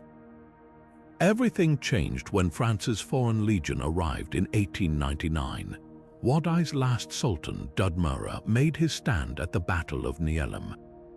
Witnesses reported his warriors chanting verses from the Quran while hurling poison-tipped arrows at machine guns. The French retaliation was brutal. They not only shattered Wagadu's armies but deliberately targeted its cultural memory. Soldiers burned the royal archives, melting down the famed Golden Chronicle into souvenir ingots. Yet one Wagadu mystery endures: the Moundu meteorite cult. In the empire's final years, a 500-pound iron meteorite was dragged from the desert to serve as a sacred war talisman. French ethnographer Henri Carbu described delirious rituals where warriors licked the meteorite's metallic surface before battles, believing it made them bulletproof. When the empire fell, the stone vanished only to reappear in 1927 at a Paris museum, labeled merely as African Curiosity number 1432. Today, some still whisper that Wagadu's spirit lives on. During Chad's civil wars, rebels spoke of finding abandoned slave chains in the desert that rang like ghosts when the wind blew. And in 2018, a team from the University of N'Djamena discovered a hidden cache near Abéché, not gold or weapons, but thousands of tiny brass tags, each engraved with a number. These were the empire's inventory system, proof that in Wagadu, human lives were counted like coins in a vault. Now let's journey from the iron grip of Wagadu to the lush heartlands of Central Africa, where the kingdom of Luba wove history into artistry. Unlike empires built on conquest, Luba's power flowed from something far more elusive: memory. Their rulers didn't command armies, they commanded stories, preserved on intricate wooden tablets called lukasa. Each groove and bead a coded chapter of sacred knowledge. Crafted by the Bambudai secret society, these memory boards were no ordinary records. A single lukasa could map royal genealogies, treaty terms, or even magical formulas through tactile symbols. Inscriptions of concentric circles marked sacred groves, while cowrie shells signified rebellions. Hold one, and your fingertips would trace the rise and fall of dynasties. Belgian anthropologist Leo Frobenius in 1912 described watching an elder read a board blindfolded, his fingers gliding over beads to recite a 300-year-old land dispute verdict word for word. Luba's balance of power rested on this fragile system. Kings weren't autocrats, they ruled through consensus with councillors called balopui, their authority validated by Lukasa narratives. A ruler's legitimacy depended on how well his deeds aligned with the patterns his predecessors had encoded. When King Kasongo Kalombo faced drought in the 1780s, elders consulted the boards to prove his great-grandfather had overcome famine through ritual fires. The solution was literally etched in wood, but the true genius lay in distribution. Master carvers created duplicate boards with deliberate errors, a missing bead here, an extra line there. Only senior Bambadai members knew which was the true original, making theft or forgery useless. It was history as both archive and encryption, a system so robust that when Arab slavers burned the capital in 1840, survivors rebuilt the entire royal chronology from scattered fragments. Then came the Belgians in 1891. Recognizing Lukasa as the kingdom's spine, colonial officer Emile Franqui ordered their systematic destruction. Not just burning, mutilation. Archivists noted boards soaked in palm oil to warp the wood, beads replaced with nonsense patterns. The goal wasn't merely conquest, but the severing of collective memory. By 1900, over 80% of known boards had been altered or destroyed. Yet the deepest sabotage targeted Luba's sacred kingship rituals. Belgian agents infiltrated the Bambadai, leaking secret initiation rites to the public. Suddenly, the mystical Mwadi, the king's female spiritual counterpart, was photographed performing once sacred dances for colonial officials. The myth of divine kingship crumbled when people saw their ruler forced to carry Leopold's portrait during ceremonies. The final blow came in 1933. Anthropologist Jan Vansena recorded the last intact Lukasa being interpreted by a missionary's assistant who unknowingly inverted its meaning. His mistranslation turned a heroic tale of King Congolo into a parable of tyranny, giving Belgians propaganda to justify indirect rule. For decades, this corrupted version circulated as historical fact, but memory has a way of resisting.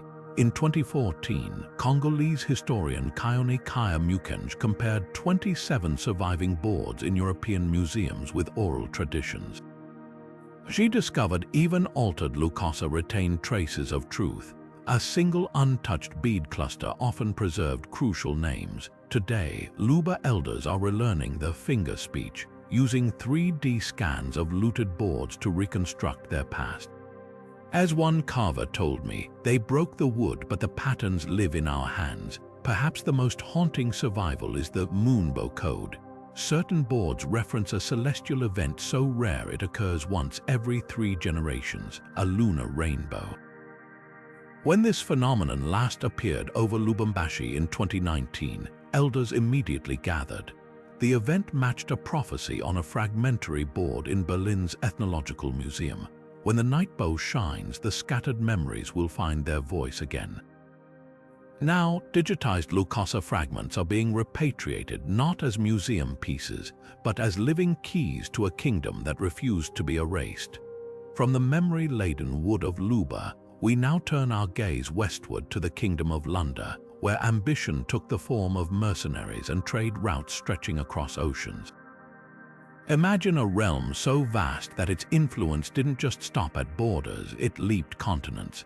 The Lunda people didn't just build an empire, they spun a web of connections that tied Central Africa to the sugarcane fields of Brazil, all through 2 extraordinary forces, the fierce Mbangola warriors and the shrewd Rua traders. At its height in the 1700s, the Lunda Kingdom was a masterclass in indirect power.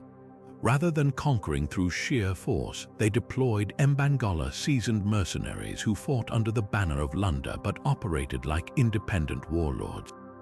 These weren't ordinary soldiers, they were specialists in psychological warfare, known for terrifying tactics like the smoke ambush, where they'd set brush fires to disorient enemies before striking. Portuguese colonists in Angola wrote of entire garrisons fleeing upon hearing the Mbangala war drums, which were deliberately tuned to mimic predator growls. But here's the twist: these mercenaries weren't just tools of expansion. They were cultural infiltrators. Wherever Mbangala were stationed, they'd adopt local languages and customs, creating hybrid communities that remained loyal to Lunda. In the Kisama region of Angola, archaeologists found villages where Lunda-style pottery sat alongside Ovimbundu tools, evidence of a deliberate blending of traditions. It was empire building by assimilation, not annihilation. Now, let's talk about the Meroë, the merchant class that turned Lunda into a global player. While most African trade narratives focus on trans-Saharan routes, the Lunda were pioneers of the Atlantic. Their caravans didn't just carry ivory and copper, they transported ideas. The Meroë developed a unique sign language to negotiate with European and Brazilian buyers, a system that survives today in the hand gestures used by Congolese diamond traders. Their real genius, though, was adapting to the brutal economics of the slave trade without being consumed by it. While other kingdoms collapsed under European demand for captives, the Lunda Meroë imposed strict rules. No slave shipments could exceed 20% of a caravan's cargo. The rest had to be luxury goods like beeswax or raffia cloth, ensuring their economy never became monopolized by human trafficking. Portuguese ship manifests from 1780 show Lunda merchants consistently flipping the script, selling slaves in Brazil, then using the profits to import South American tobacco, which they traded inland for more ivory. This cross-continental hustle left indelible marks. In Bahia, Brazil, researchers tracing Afro-Brazilian religious practices found striking parallels between Lunda initiation rites and the candomblé ceremonies. Specific drum rhythms used to summon the spirit Nkisi in Lunda villages matched those for the Orisha Oxóssi in Salvador. Even more telling, the Meroë word for trust pact, candandu, became slang in Brazilian Portuguese for secret business deals. But the most fascinating legacy lies in what didn't survive. When the Lunda king Norge II banned further slave sales to Brazil in 1810, he didn't just issue a decree, he sent Mbangala veterans to patrol the borders. These aging warriors, many missing fingers from battle wounds, became living border markers. Their presence signaled, beyond this point, no one marches captives to the coast. Yet the kingdom's decline came from an unexpected foe: paperwork. As Portugal tightened control over Angola in the 1800s, they demanded contracts for every trade caravan, documents written in Portuguese that most Meroë couldn't read. Unscrupulous officials exploited this, adding hidden clauses that siphoned wealth. A ledger from 1854 in Luanda records a single Lunda merchant unwittingly signing away 6 tons of copper for the price of 2. Today, the echoes of Lunda's system persist in unlikely places. In Minas Gerais, Brazil, a plantation ledger lists a 1795 purchase by one João Lunda, a freed slave who became a successful cattle rancher, proof that some Meroë descendants turned the tools of oppression into opportunity. Meanwhile, in Angola's Lunda Norte province, young miners still use the old Mbangala tactic of smoke signals, burning tires to warn of police raids during illegal diamond digs. Perhaps the most poetic survival is in language. The Lunda word for network, ruangana, now titles a Congolese-Brazilian cultural exchange program reconnecting families separated by centuries. As one organizer told me, the chains tore people apart, but the trade routes remember where they belong. Moving deeper into the heart of Central Africa, we uncover the Kingdom of Congo, a society where cross-cultural collisions birthed rebellions, spiritual revolutions, and myths that still haunt popular culture today. Far from the simplified tales of conversion to Christianity, Congo's story is one of fierce adaptation and resistance, embodied by the prophetic Kimpa Vita and the eerie zombie lore rooted in its burial customs. At first glance, 17th century Congo seemed the ideal success story of European missionaries. Converted kings like Afonso I corresponded with the Vatican, and the capital Mbanza, Congo, boasted churches with stained glass imported from Portugal. But beneath this facade, Congo's spiritual landscape simmered with tension. Enter Kimpa Vita, a young noblewoman whose visions would shake the kingdom to its core. Claiming possession by Saint Anthony, she preached that Jesus was Congolese, that the Vatican had corrupted true faith, and that salvation required burning rosaries and rejecting European priests. Her Antonian movement wasn't just theological, it was political theater. Dressed in white robes, Kimpa Vita staged symbolic baptisms in the Kanda River, where initiates renounced their Christian names. She repurposed cathedral ruins for open-air sermons, declaring, "God speaks in Kikongo now, not Latin." When Portuguese bishops demanded she recant, witnesses say flames leapt from her fingertips without burning her skin, a detail recorded by Italian Capuchin missionaries who, despite their disdain, couldn't dismiss the phenomenon. The true threat, her reinterpretation of Congo's founding myth. She taught that the sacred stone at Mbanza, Congo, believed to hold the spirit of founder Lukini Lua Nimi, wasn't just a relic but a portal for ancestral warriors to return. This directly challenged King Pedro IV's authority, as his legitimacy relied on controlling access to the stone. When Kimpa Vita's followers began removing fragments as spiritual shields, the king allied with Portuguese inquisitors. Captured in 1706, she was burned at the stake while singing a hymn now preserved in Congo oral tradition. Toko yo enzambai empungu, we walk with the supreme God. But the Antonian heresy left fingerprints across the Atlantic. In 18th century Brazil, police records describe runaway slaves calling themselves Antonianos, practicing baptism by fire. Haitian revolutionaries reportedly invoked Kimpa Vita's name during the boys' Caiman ceremony. Most strikingly, modern Kimbanguist churches in Congo, with over 4 million members, cite her as a forerunner, blending Congo cosmology with Christian symbolism. Now, let's confront the darker legacy lurking in Congo's funerary, writes the origins of zombie mythology.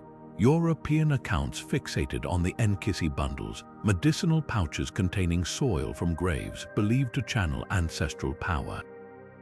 What outsiders misunderstood was the concept of vum, by not undead corpses, but a soul's residual energy clinging to objects.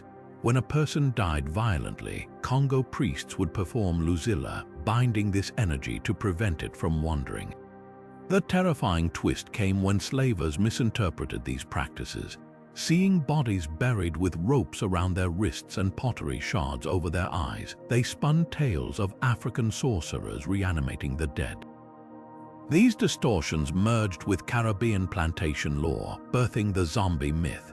Forensic archaeology confirms the truth. The ropes prevented rigor mortis from contorting limbs during reburial ceremonies, while pottery shielded eyes from soil practical steps to ensure dignified rest. Yet the most provocative evidence comes from Virginia. At a 17th century plantation, archaeologists unearthed Congo-style graves with coins over the eyes, not European pennies, but Nzimbu shells from Congo's currency. This suggests enslaved Congolese were recreating luzila rites under bondage, using what materials they had. The ultimate rebellion, subverting the master's coin into a tool of spiritual resistance. Modern echoes abound. In New Orleans voodoo traditions, the directive to mark the dead's eyes persists. Even Hollywood's zombie trope, the undead drawn to salt, may stem from Congo beliefs where salt purified vumbi. As one Congolese historian told me, they took our rituals out of context, but the bones remember. From Kimpa Vita's fiery sermons to the misappropriated myths that followed her people across oceans, Congo's legacy proves that even in fragmentation, cultural memory refuses to die. The next time you hear a zombie story, listen closely. You might just catch the whisper of a Congo priest ensuring their dead rest in peace. Shifting our focus southward, we arrive at the Kingdom of Ndongo, where one of history's most formidable female leaders waged a relentless battle against colonial forces. Queen Nzinga of Ndongo wasn't just a ruler. She was a master strategist, diplomat, and warrior who turned the forests of Angola into a fortress of resistance for 4 decades. Born in 1583, Nzinga grew up witnessing Portuguese slave raids devastate her people. By 1624, she ascended to power under extraordinary circumstances. When her brother, King Angola Mband, faced pressure to submit to Portugal, he sent Nzinga to negotiate with the colonial governor in Luanda. The infamous meeting, recorded by Dutch observers, revealed her brilliance. Finding only one chair in the room reserved for the governor, Nzinga didn't protest. Instead, she ordered a servant to kneel, creating a human throne. This act wasn't just symbolic defiance, it sent a clear message: she would engage as an equal or not at all. The resulting treaty temporarily halted raids, but Nzinga knew peace was an illusion. When her brother died mysteriously, likely poisoned by Portuguese agents, she seized the throne, eliminating rivals who favored collaboration. What followed was a guerrilla campaign that rewrote the rules of African resistance. Nzinga abandoned the capital, Kabasa, and established a mobile court in the rocky stronghold of Matamba. From there, she orchestrated hit-and-run attacks, sabotaging supply lines and freeing captives from slave caravans. Her most audacious move, forming an alliance with the Dutch West India Company in 1641. While other African leaders saw Europeans as a monolithic threat, Nzinga recognized their divisions. She supplied the Dutch with intelligence on Portuguese forts and even led joint attacks wearing European-style cavalry armor, a surreal image preserved in Dutch engravings. In return, the Dutch provided firearms, which Nzinga's blacksmiths reverse-engineered to create locally made muskets. But Nzinga's true genius lay in psychological warfare. She adopted the title king to command authority in a male-dominated world and maintained a harem of male concubines who dressed as women, a deliberate inversion of gender norms that unsettled Portuguese chroniclers. She also weaponized religion, initially converting to Christianity for diplomacy before reverting to traditional beliefs, declaring that ancestral spirits sanctioned her war. The Portuguese response was brutal. They burned villages suspected of harboring her fighters and placed bounties on her commanders, yet Nzinga always eluded capture. Once, when ambushed near the Kwanza River, she escaped by having her warriors carry her across crocodile-infested waters on a makeshift raft, a moment immortalized in Angolan oral poetry. By the 1660s, with the Dutch expelled from Angola, Nzinga adapted again. She negotiated a fragile peace, not out of surrender but to rebuild. She resettled former slaves as farmers, transforming Matamba into a thriving agricultural hub. Even in her 80s, she led military drills, ensuring her successors understood the cost of vigilance. Today, Nzinga's legacy thrives. In Luanda, her statue overlooks the bay where Portuguese ships once docked. During Angola's independence war in the 1970s, guerrillas carried her portrait into battle. And in a twist of historical justice, the very rifle tactics she pioneered against Portugal are now taught in the country's military academies, proof that even the colonizers came to respect her brilliance. As we move forward, prepare to encounter another warrior queen whose poison rituals and ivory trade strategies made her the terror of Portuguese colonists. The Kingdom of Matamba awaits, where women didn't just rule, they redefined power itself. Turning our attention deeper into Angola's history, we arrive at the Kingdom of Matamba, where power flowed through a remarkable line of warrior queens. This wasn't just another African kingdom, it was a matriarchal powerhouse that turned feminine leadership into both an art and a weapon. Following Queen Nzinga's death in 1663, Matamba became the stage where her successors perfected two extraordinary survival tactics: poison diplomacy and the ivory arms trade. The kingdom's female rulers inherited more than just a crown. They mastered a system where every political move came with spiritual consequences. Their poison oracle rituals, known as Kajila, were both courtroom and battlefield. When facing disputes or potential betrayals, accused individuals would drink a chalice of poison brewed from the Meroë plant. Those who survived were declared innocent by ancestral spirits. Those who perished proved their guilt. European traders described these ceremonies with horrified fascination in their journals, not realizing they were witnessing an ingenious legal system that maintained order without prisons. But Matamba's queens weren't just spiritual leaders, they were economic masterminds. As Portuguese demand for ivory skyrocketed in the 17th century, they created what historians now call Africa's first arms for resources trade. Here's how it worked. Matamba's hunters supplied elephant tusks to Portuguese coastal forts. In return, the queens demanded flintlock muskets, gunpowder, and most crucially blacksmiths who could teach their artisans firearm repair. By 1700, Matamba had the best-equipped arsenal in the region, with customized guns bearing royal insignias shaped like leopards. The most brilliant queen, Veronica Gutierrez, took this system further. She noticed Portuguese traders often cheated on ivory weights, so she instituted the tusk standard. Every large tusk had to be measured against the height of her royal spear 6 feet before being traded. If it reached the spear's tip, it qualified for 15 guns instead of 10. This not only stopped cheating but created a conservation incentive. Hunters avoided immature elephants, preserving herds for future trade. Matamba's female rulers also weaponized marriage politics. Unlike European monarchs who married for alliances, they practiced strategic polyandry. Queen Ana de Sousa, for instance, maintained 7 royal consorts, each the son of a neighboring chief. These men lived in her capital under watch, effectively making them political hostages, guaranteeing their father's loyalty. Portuguese priests decried this as immoral, missing its genius. It prevented civil wars by keeping rival clans invested in Matamba's stability. The kingdom's downfall came from an unexpected source, not Portuguese forces, but internal succession disputes. When Queen Ana too refused to share power with her sister in 1744, it sparked a civil war that left Matamba vulnerable. Yet even in decline, their legacy persisted.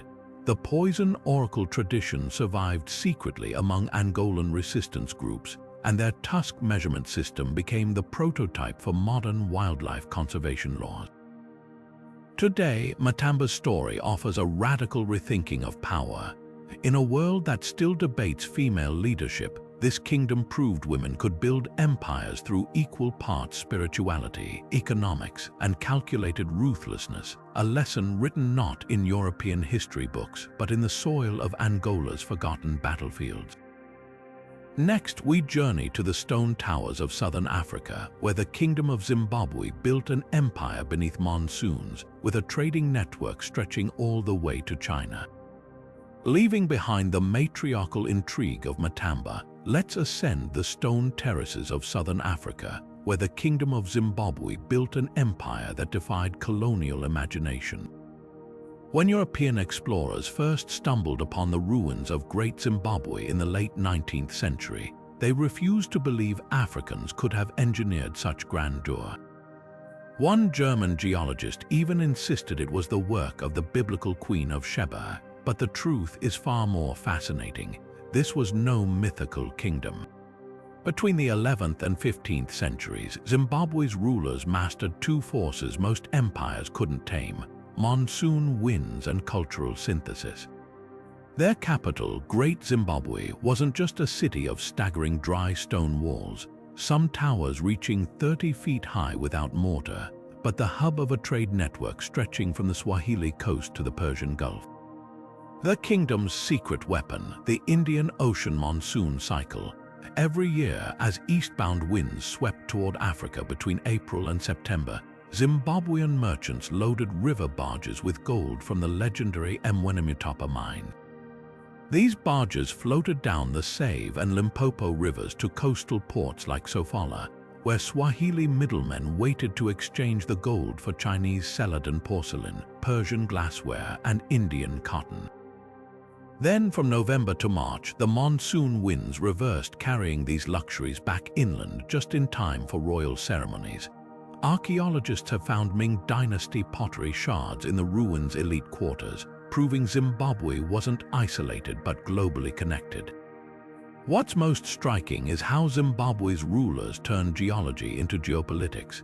The kingdom sat atop gold-rich quartz reefs, but instead of strip mining, they developed sustainable extraction methods.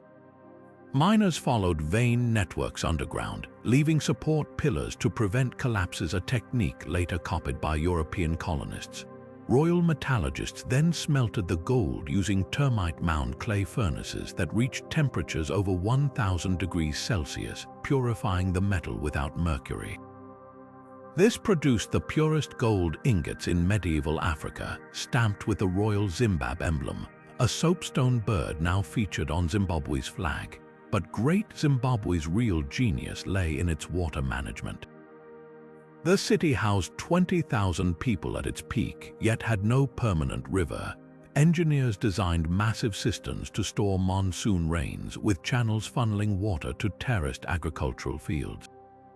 During droughts, the king would redistribute water as a political tool, rewarding loyal chiefs with irrigation access while withholding it from rivals. The kingdom's decline came from an unexpected source: climate change. Tree ring studies show a prolonged drought around 1450 disrupted the monsoon cycle, drying up trade routes. As gold revenues dwindled, power shifted north to the Mutapa kingdom.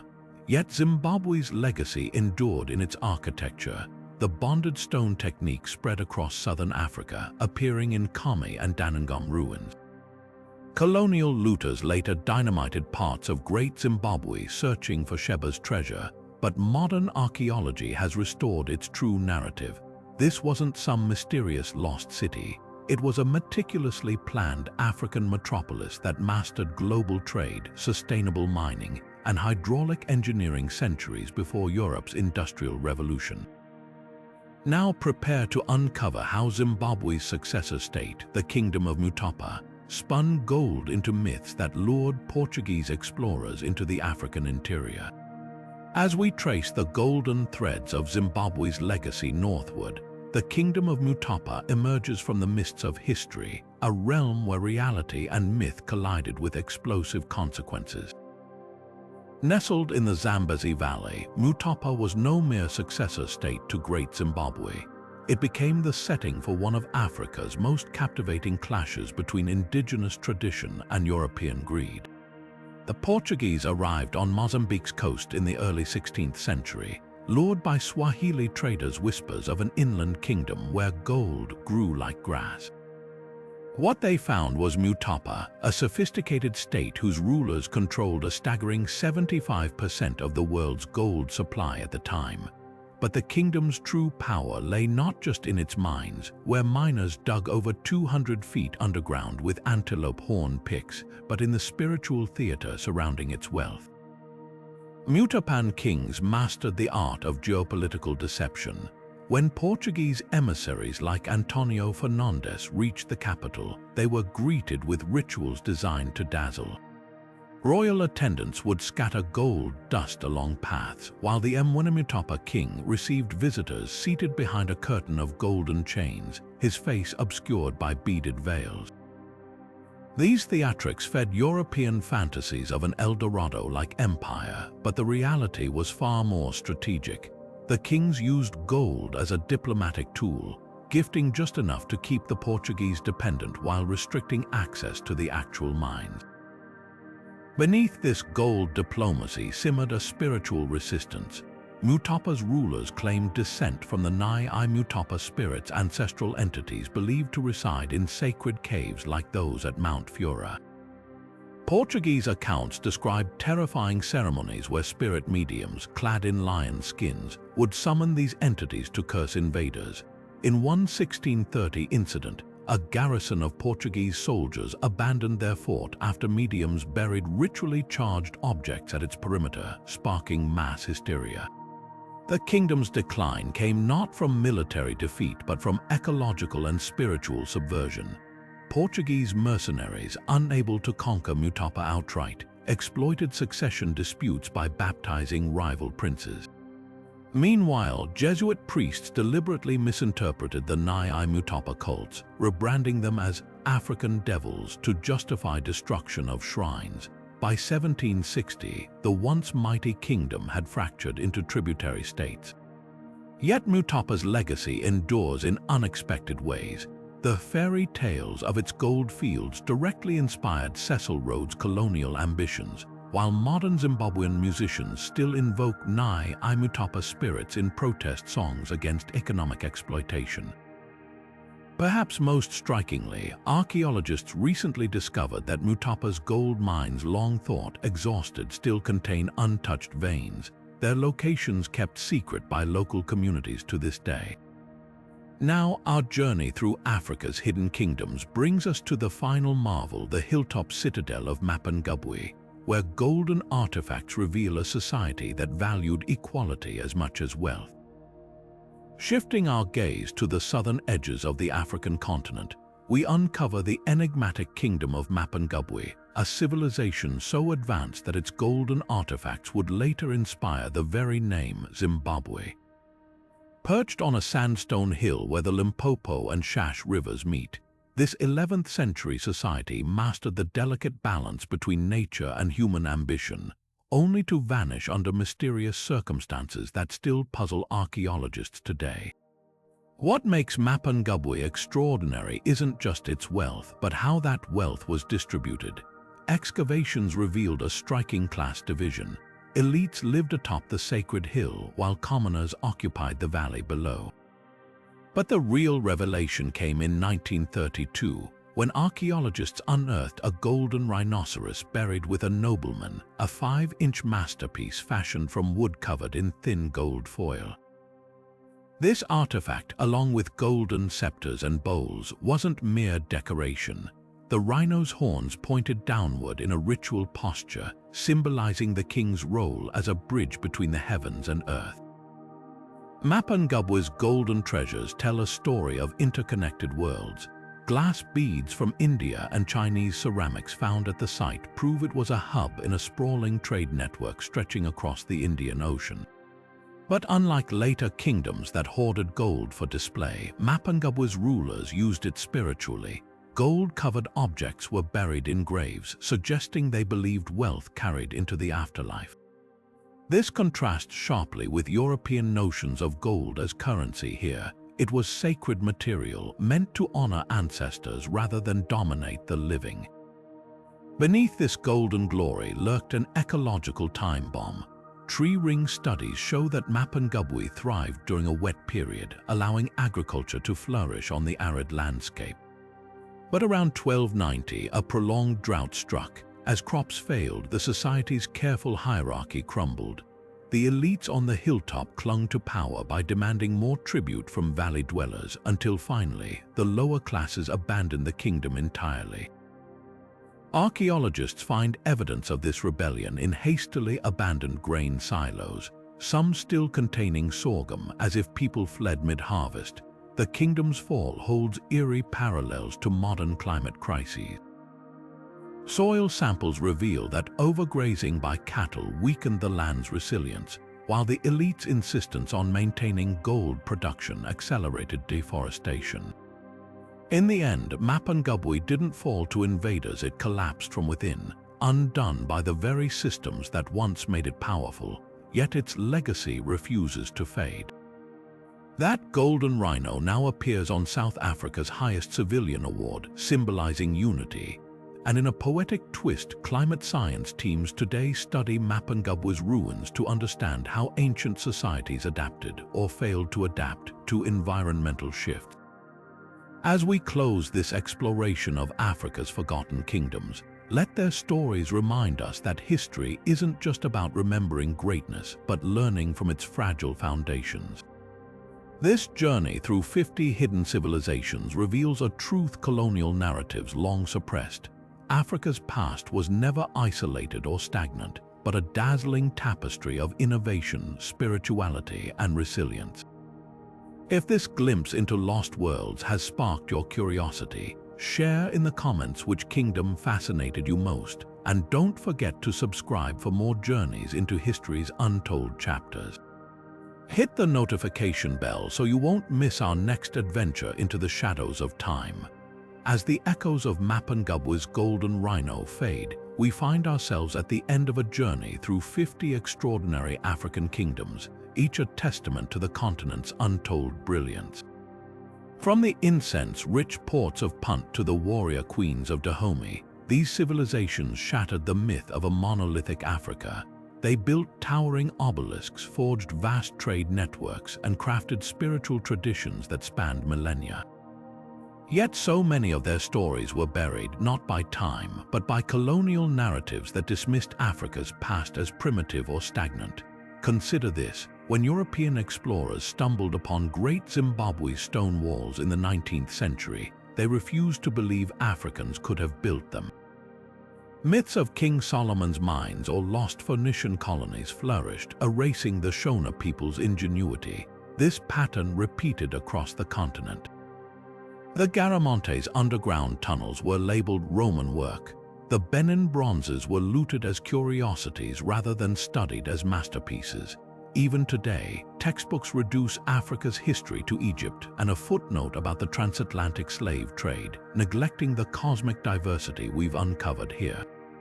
But resilience lingers in the fragments. The Sao people's clay figurines, the Knox haunting terracottas, the golden weights of Bannerman, all whisper secrets to those who listen. Modern science is piecing together truths oral histories preserved for generations. Tree rings confirm Mapungubwe's drought. Satellite imagery reveals lost Garamantian cities under Saharan sands. Genetic studies trace the Luba people's migrations through their Lukasa memory boards. Every discovery chips away at colonialism's falsehoods, proving Africa's kingdoms were never passive backdrops to world history, but vigorous architects of it. This is why your curiosity matters. When you share the story of Queen Nzinga's battlefield diplomacy or the Aksumites' naval dominance, you're reclaiming stolen legacies. Dive deeper, explore how the Kingdom of Kaffa's coffee rituals spread globally, or how the Meroë queens defied Rome. Challenge museums to return looted artifacts like the golden rhino temporarily repatriated to South Africa in 2017. And most importantly, amplify African scholars from Senegal's Cheikh Anta Diop to Nigeria's Toyin Falola, whose work illuminates these narratives from within. History isn't just about the past, it's a compass. As climate change echoes Mapungubwe's collapse and global powers replay ancient trade rivalries, these kingdoms offer urgent lessons. Their rises and falls teach us about resource management, cultural adaptation, and the cost of inequality.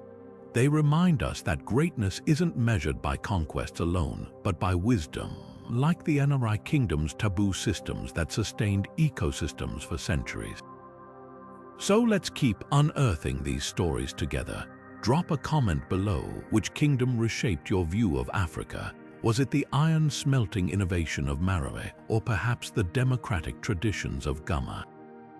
Hit subscribe and tap the bell, because next time we're diving into another shadowed corner of history where forgotten empires await their revival. The adventure doesn't end here. It's just beginning.